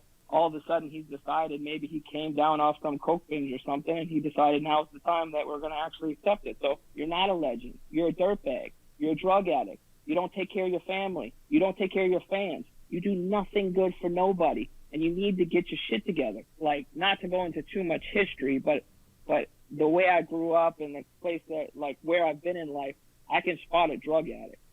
I can see it. And then, also in 2019, Penn's girlfriend at the time filed a restraining order against him for a decade of abuse, and in her statement, she outright said that he's been a drug addict since he was 14. And although this doesn't prove beyond a shadow of a doubt that he's an addict, I think it's pretty compelling stuff hearing this from 3 completely different sources, and if you're asking me, I believe them. This is a really messed up situation, and even though I hope things are going to improve, I'd be lying if I said I wasn't genuinely worried that BJ's going to do something awful if he doesn't get the help that he needs. And frankly, if you've been following along with the saga that has been his life post-retirement, then you know that Penn has only been spiraling deeper and deeper into his erratic behavior for the past decade now. In January 2015, he was arrested in Kihei, Hawaii, and hit with an assault charge after a brawl outside of a bar. In June 2019, an intoxicated Penn fought a bouncer outside of a Honolulu strip club. On August 27, 2019, he was involved in a bar brawl on Hawaii's Big Island, and as a result, he was released from the UFC in early September following the incident. On February 7, 2020, he was involved in a single-car accident in Hilo, Hawaii. According to local media, he was allegedly speeding when he lost control of his pickup truck and his vehicle flipped in front of a Hilo shopping mall. He was investigated by the Hilo Police Department for DUI and his blood was drawn at the scene, but no charges were filed. On December 8, 2020, a paternity lawsuit was filed against him by the mother of one of his children. On January 23, 2021, he was arrested in Honoka, Hawaii, and was charged with DUI, but was later released from jail hours after his arrest pending an investigation. Video footage recorded from a bystander shows him handcuffed, drunk, and belligerent as he was yelling racial slurs at the police and the man recording. You're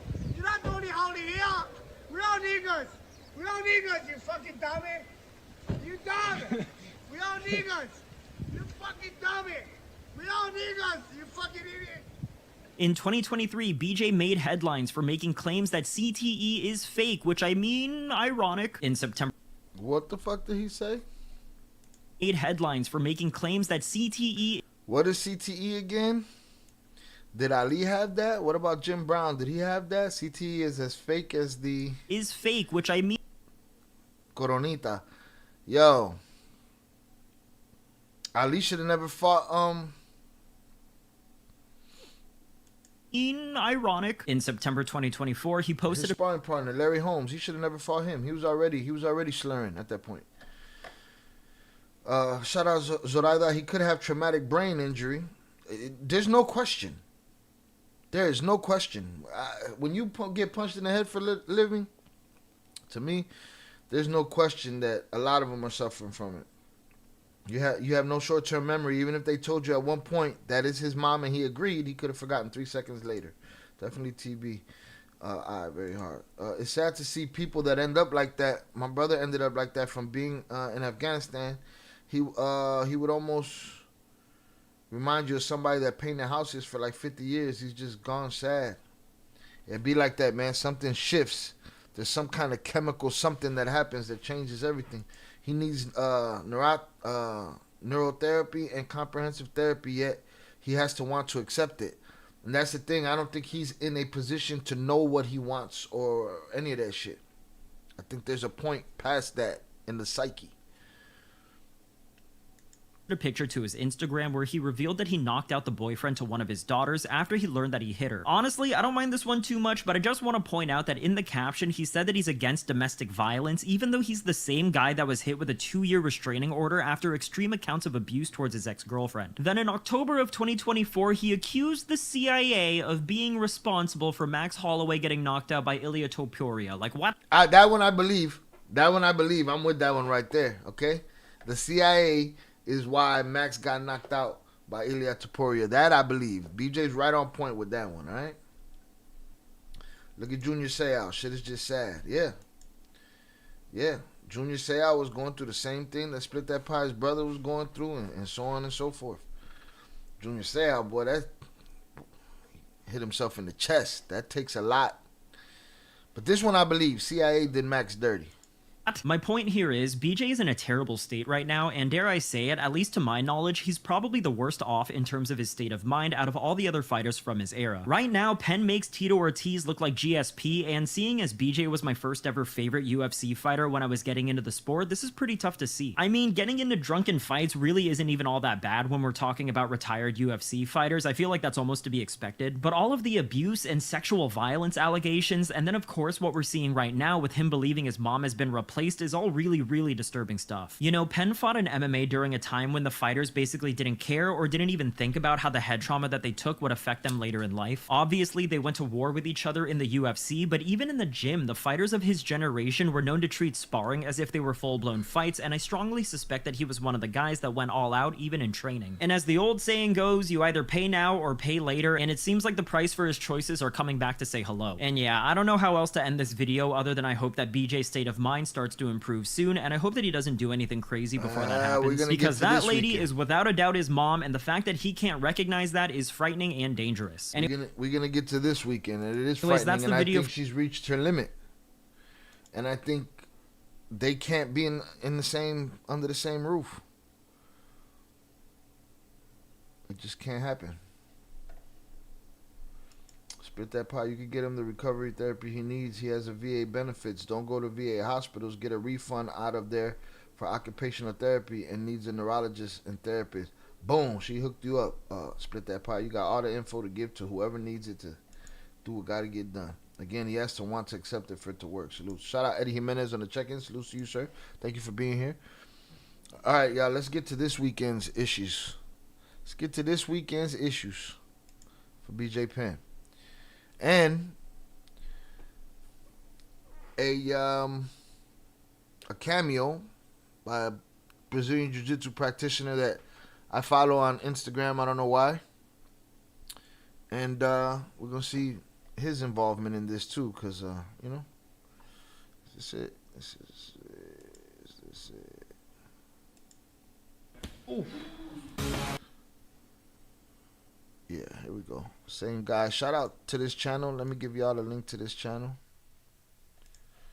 Cool little channel.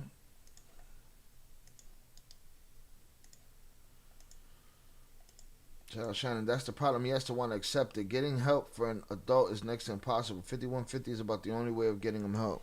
It's crazy.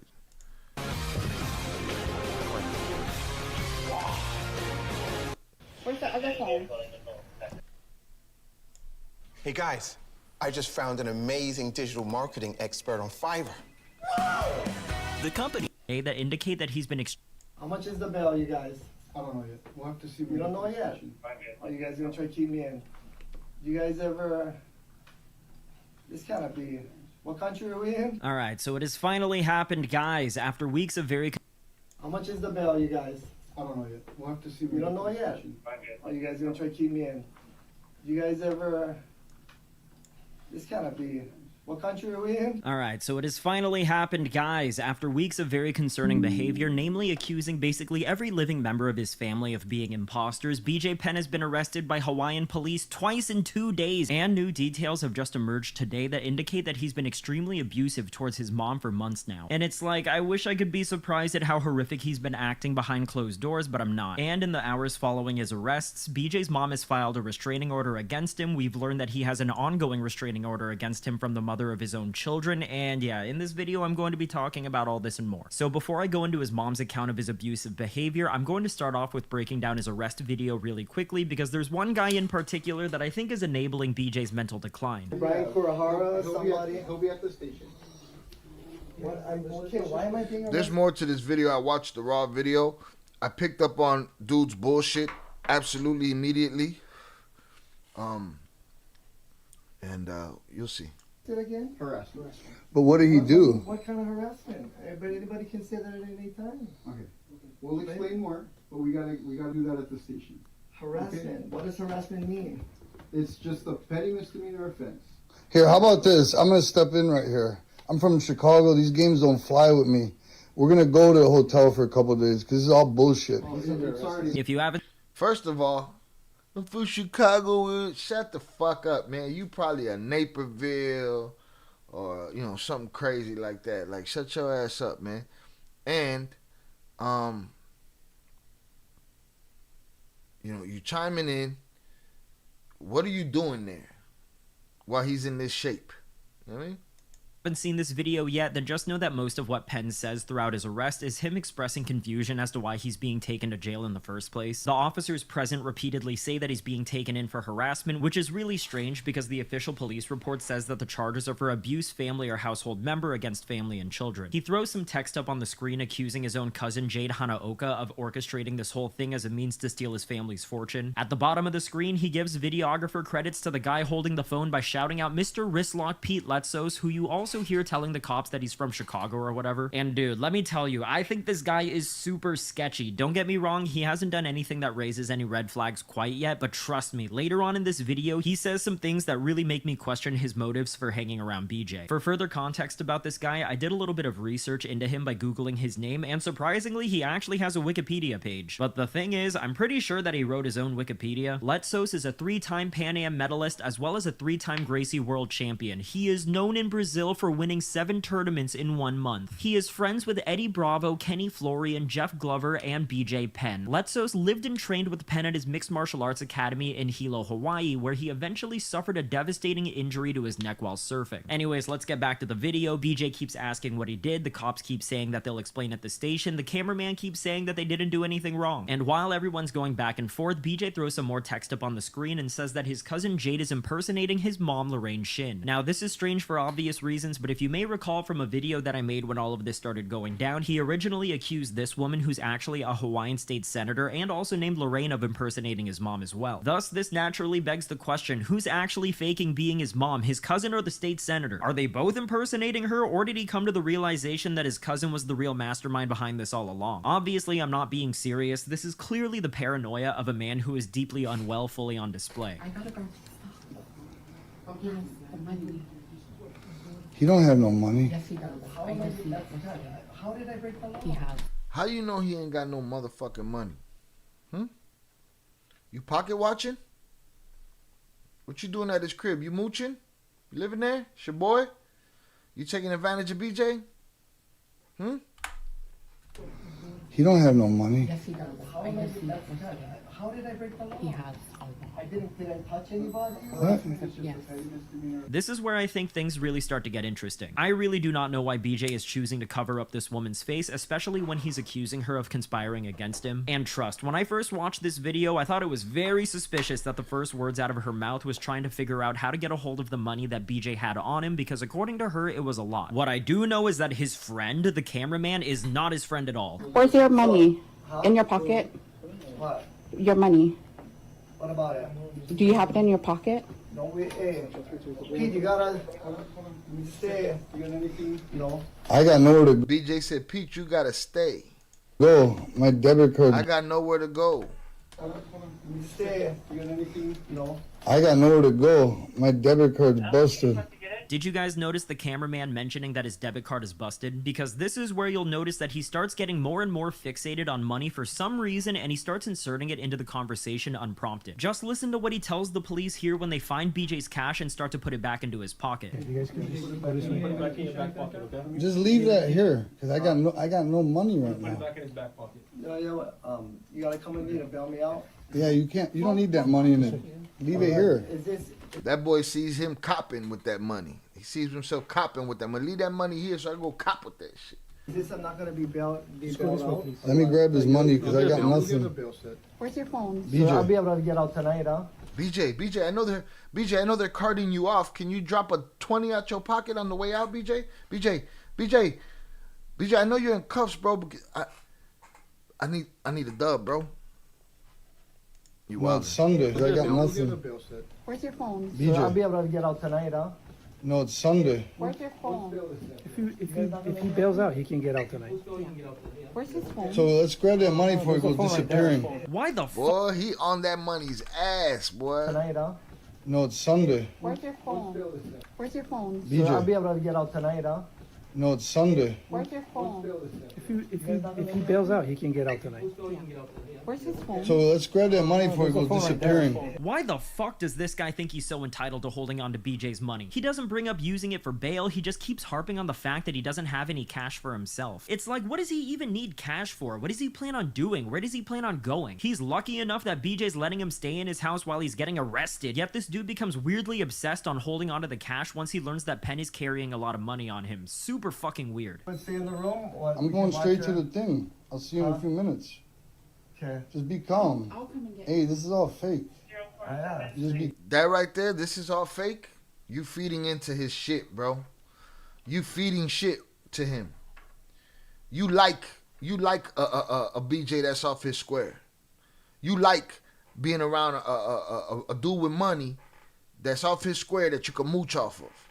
You like that shit. Don't worry about this, bro. This fake. BJ said, you gonna stay in the room? He said, no, I'm gonna go over there. Right? This is fake, BJ. Don't trip. Come on, man. That ain't no fucking friend. Him super fucking weird. Stay in the room. I'm going straight to the thing. I'll see you in a few minutes. Okay. Just be calm. I'll come and get Hey, this is all fake. Just be careful. I don't know what we did wrong. I got nothing against you guys. BJ, I'll come and get you. You gotta be calm. He can stay in your room. So how long is this gonna take you guys before I can push down? Depending on how quick I can Where's get your black paperwork phone? done. Where's the other phone? Where's your other phone? Well, she want that other phone, boy. She want that other phone. Hit the like button if you have yet to do so. You don't want no problems. Shout out Ruby Gutierrez, King Larry Hoover coming home. Welcome back, welcome back, welcome back. Southside of Chirac gonna be lit this summer. Southside of Chirac gonna be the same as it was last summer. But salutes to you. And salutes to him for going home. But that ain't gonna do nothing. Change nothing. Make nothing different. Ain't nobody happy or nothing. Just his family. Just him.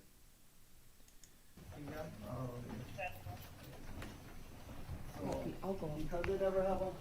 This is basically the end of the video, and obviously a lot of the parties present are talking back and forth, but I think it's pretty noticeable that BJ is doing all that he can to avoid talking to the lady. But at the same time, between her and the cameraman, she is the one who seems more willing to follow him to jail so that she can bail him out. I mean, he straight up ignores her every single time that she asks him where his other phone is, but to be fair, I don't know why his other phone is so important at a time like this. And although the official details of what happened haven't been released yet, seeing as BJ's mom, Lorraine Shin, just filed a restraining order against him on the 27th, it's clear that she was the other person that was involved with both cases. In her official statement that she provided to the court that was leaked to MMAfighting.com, BJ's mom claims that he has used extreme psychological abuse towards me over the past several months, that I am not Lorraine Shin, I killed his family and have taken over his mother's identity, and he wants me to be removed from his home. She goes on to say that after she returned home from a trip on May 11th, she found all my belongings such as clothes, shoes, jewelry, personal items, and my bed removed from my bedroom. After Penn allegedly denied knowing where his mother's belongings were at, Shin filed a theft report with police. A few days later, on May 16th, Shin claimed my personal purse with my driver's license, credit card, and locks from my safe were stolen, and she made a separate theft report. Shin says Penn allegedly told her that all the items in the safe were his. Then on May 25th, which is when BJ's first arrest took place, Shin says she installed a deadbolt lock on her bedroom door, along with security cameras both inside and outside the home. She claims that Penn was caught taking down the cameras, and he also put glue into my deadbolts that stopped me from opening my bedroom door. According to her, Reagan Penn, BJ's brother, had to jump in through a window to unlock the door so that she could gain access to her own bedroom. This then led to a confrontation where Shin accused BJ of stealing her mail, which he then denied. However, later that night, Shin claims that she found him hanging out in a friend's car and her mail was in the back seat, which then prompted her to contact the police again. As a means to prevent her, he allegedly grabbed a bright flashlight and stuck it in her face and persisted on shining it in her eyes even when she tried to turn her head to avoid it. After she tried to grab the flashlight, he shoved her against the car and she says that she experienced a sharp pain in her back. At this point, she started screaming for Reagan's help, who lives 2 doors down, and with his help,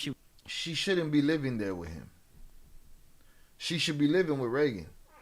She shouldn't be there taking care of BJ. There come a point where if there's nothing you could do, there's nothing you could do. I get it, your mother's. You know? But what the fuck, bro? This is not gonna end well. he was able to get free and dial 911. Shin says that BJ was then arrested and given 48 hours to stay away from her home. So that's the story behind the first arrest. However, based on her account of what happened next, we now know that the video that he posted was taken from his second arrest. The morning after BJ was arrested, Shin was upstairs when she heard a noise downstairs that prompted her to investigate. She took a video as she went downstairs and was able to record BJ running out the back door of the house, which violated the 48-hour period that he was supposed to stay away from. Yeah, that's drug shit. Drug shit and CTE all at the same go round.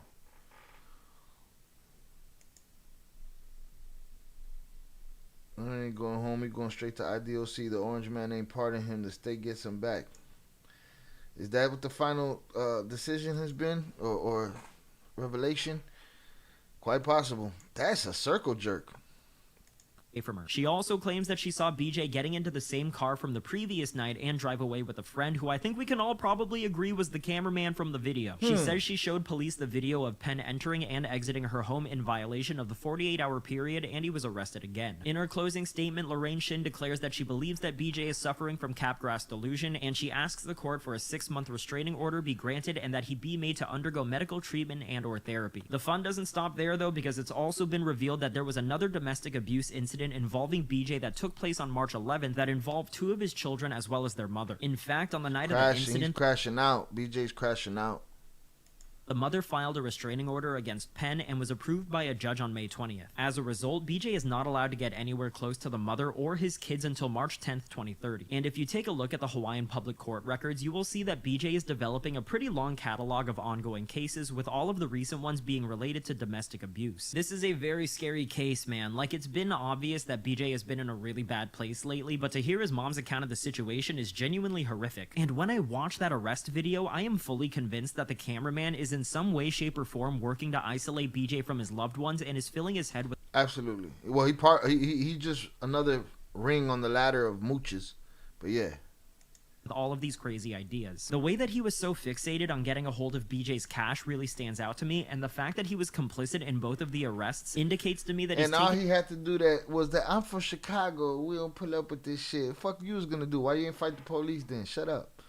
Taking advantage of Penn's declining mental state. Of course, BJ is a grown man and he's responsible for his own life, but seeing as he's taken more head trauma than any human being ever should, and seeing as by many accounts he's been abusing meth, it's just a recipe for disaster. And I am really hoping that things don't escalate beyond this, and I'm keeping my fingers crossed that BJ doesn't do something truly awful and that he gets the help that he needs. Anyways, I think it's a mixture of both. I think it's a mixture of the rugs and the brain trauma.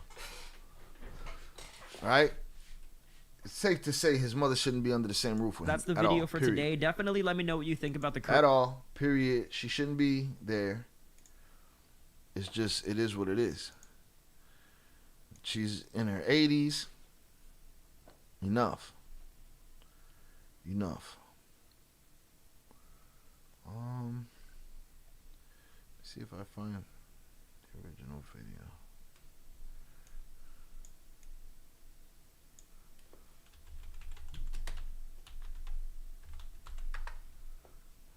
No. I don't see the video. Let's see.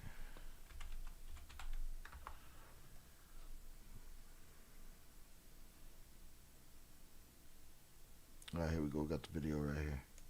Shout out MMA Courier. What kind of harassment? How can I be under arrest for harassment? This is my house.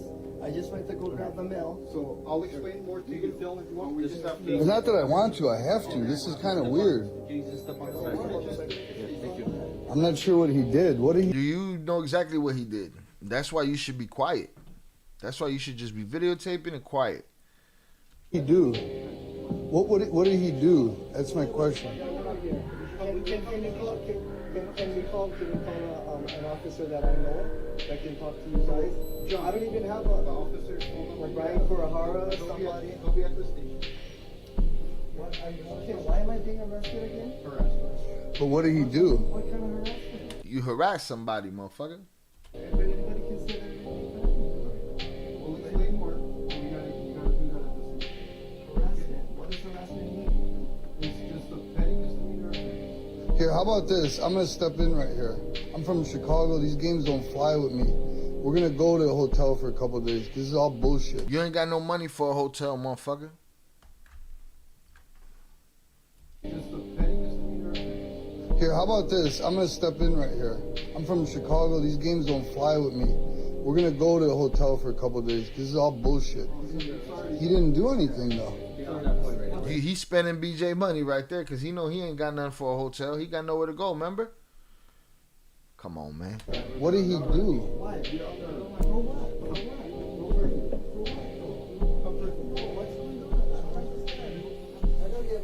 What did he do?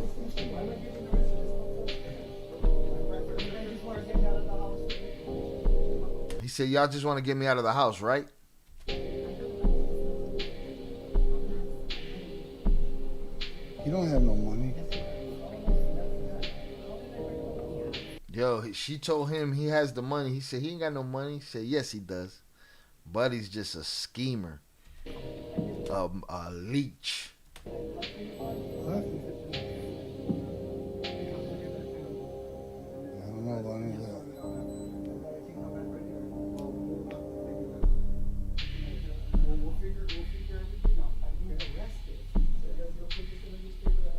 He said, you guys gonna put this in the newspaper that I was harassing people? He said, can I come back right here? They're like, we're gonna figure that out. He got his fixes there, boy. Shout out Fernando, forgot to give his like salutes.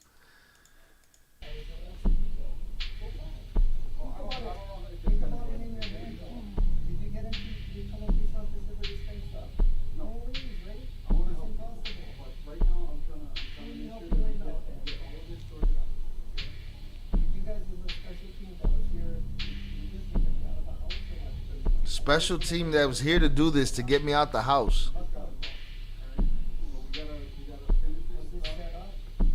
Was this set up? He is everywhere in his head. Yeah, he's lit. Lit and his mind is mush at this point.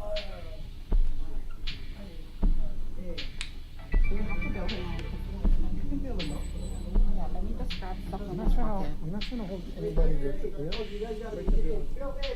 Yeah. Come on, film this. Wait. Why? Yeah, we'll go. Just stay right there, please. Really? You'll put the cuffs on. You can. I'm not telling you not to film, but. Where's your? DJ. So what am I supposed to do? We'll go get him from the police. I don't know, you a grown ass fucking man. Figure it out. Where's your money? In your pocket? Your money. What about it?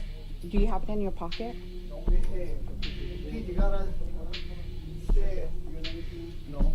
He straight ignored her, boy. I got nowhere to go. My debit card's busted. I got nowhere to go. My debit card's busted. Keep filming. I know, I guess they said that I was harassing somebody. How much is the bail, you guys?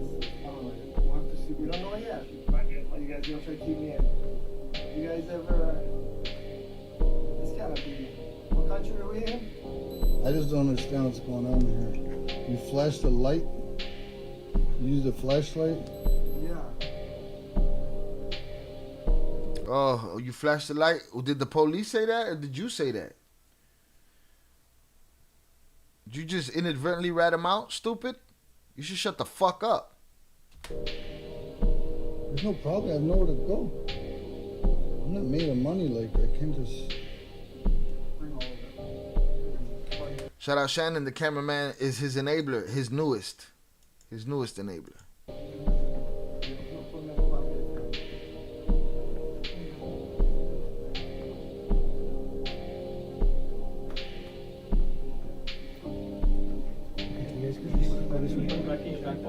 Just leave that here, cause I got no money right now.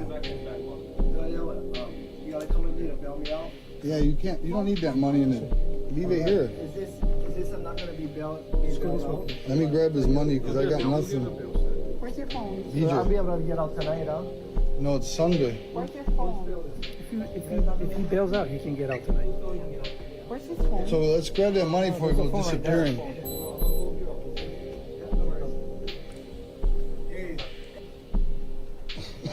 Well, what? Is she gonna stay in the room? Or I'm going straight to the thing. I'll see you in a few minutes.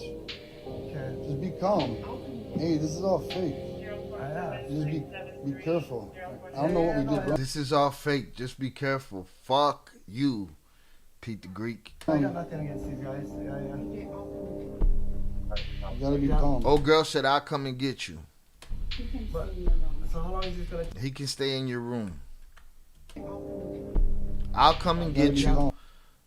He can stay in your room. She don't want him to go over there. She knows he's in there just mooching and getting high with dude. But, so how long is this gonna take you guys before I can push down? Depending on how quick I can. Where's your black phone? Where's the other phone? Where's your other phone?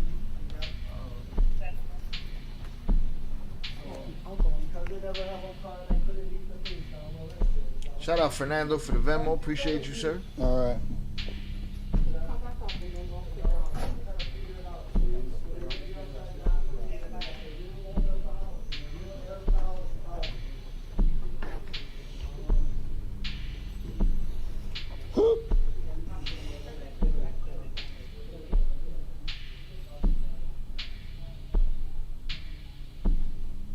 Yo, he went and took pictures of all the belts and shit? What a fucking jerk off, huh?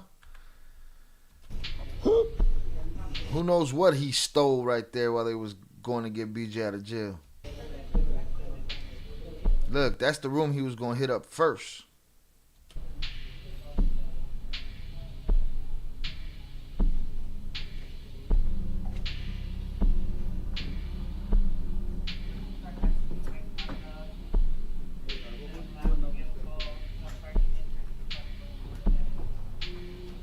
Ooh. Also nailed it. Buddy gives me Joshua Fabia vibes. This some fucked up shit. Yeah, yeah. One of those Joshua Fabia bitches. You're gonna steal more of my stuff. Can you go grab your stuff there? You gonna steal more of your stuff? You about to go inside and clean BJ out. Wow. Sad, man. Hopefully they lock his ass up and get him some help. You know what I'm saying? But unfortunate. Pete the Greek, you're on your own. Fuckface. Go find your own ways to get lit. All right, we covered the. Let me make sure there's no more Larry Hoover news here before we go.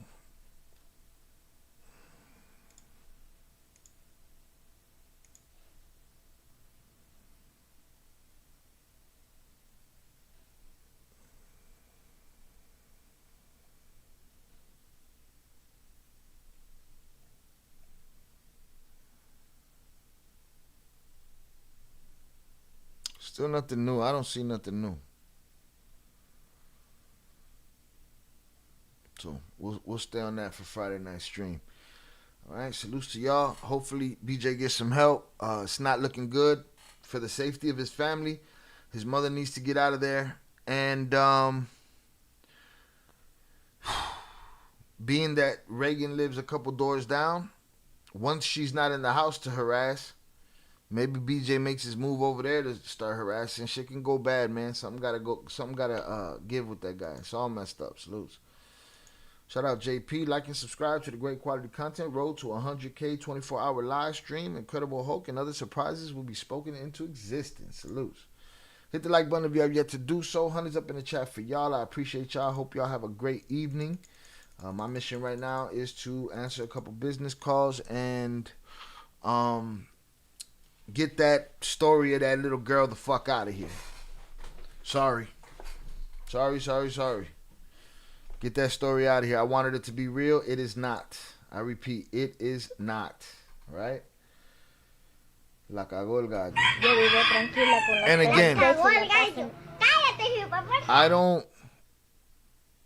I'm not tripping on the kid. The kid is a kid. The kid made a mistake. I think Mr. Dojo Man blew this little white lie out of control. Prayers and blessings to the legend BJ Penn and his family. May he get the help he needs and is surrounded by love and positive thoughts. Salutes to you, JP. Appreciate you. Shout out Eddie Jimenez. Right, let me run through the chat real quick before we get out of here. Your boy tired, but there's always something else got to get done. Shout out Primo. Shout out Shannon, JP, Jesus Martinez, Ed the Hip Hop Guru, 298 Sosa, Zoraida. Thank you for being here today. I appreciate you. Numfin. Again, Shannon. Dynamite salutes. Mancho McFly salutes. HG, I appreciate you.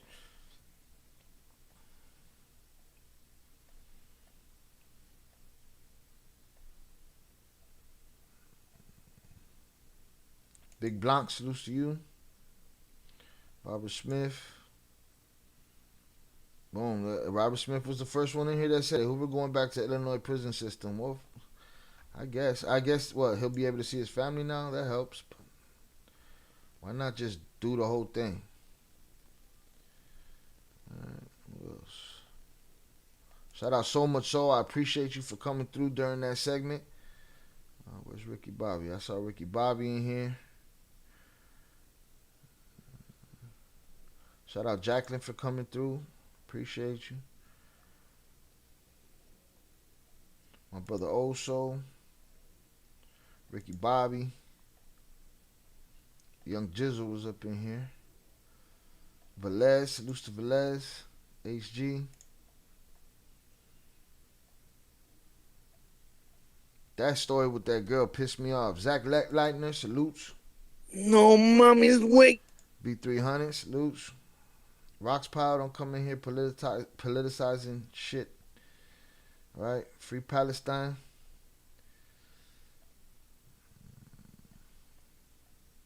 Shout out JDM, UK.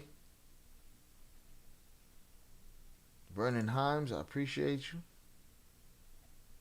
Split That Pie, salutes to you, sir. Thank you for your input. Eddie Jimenez, thank you.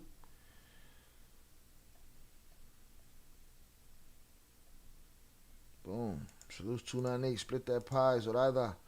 Great live, Shy. I'm glad I caught it. Shy is always with the fresh and new. Salutes. I appreciate you. Hundreds up. Have a good night, y'all. Keep your heads on a swivel. Stay safe. You move first. Shout out to the pool. Shout out to the replay gang. All the members. We're going to have a members only very soon. Maybe Friday before the Universal stream we'll do a members only.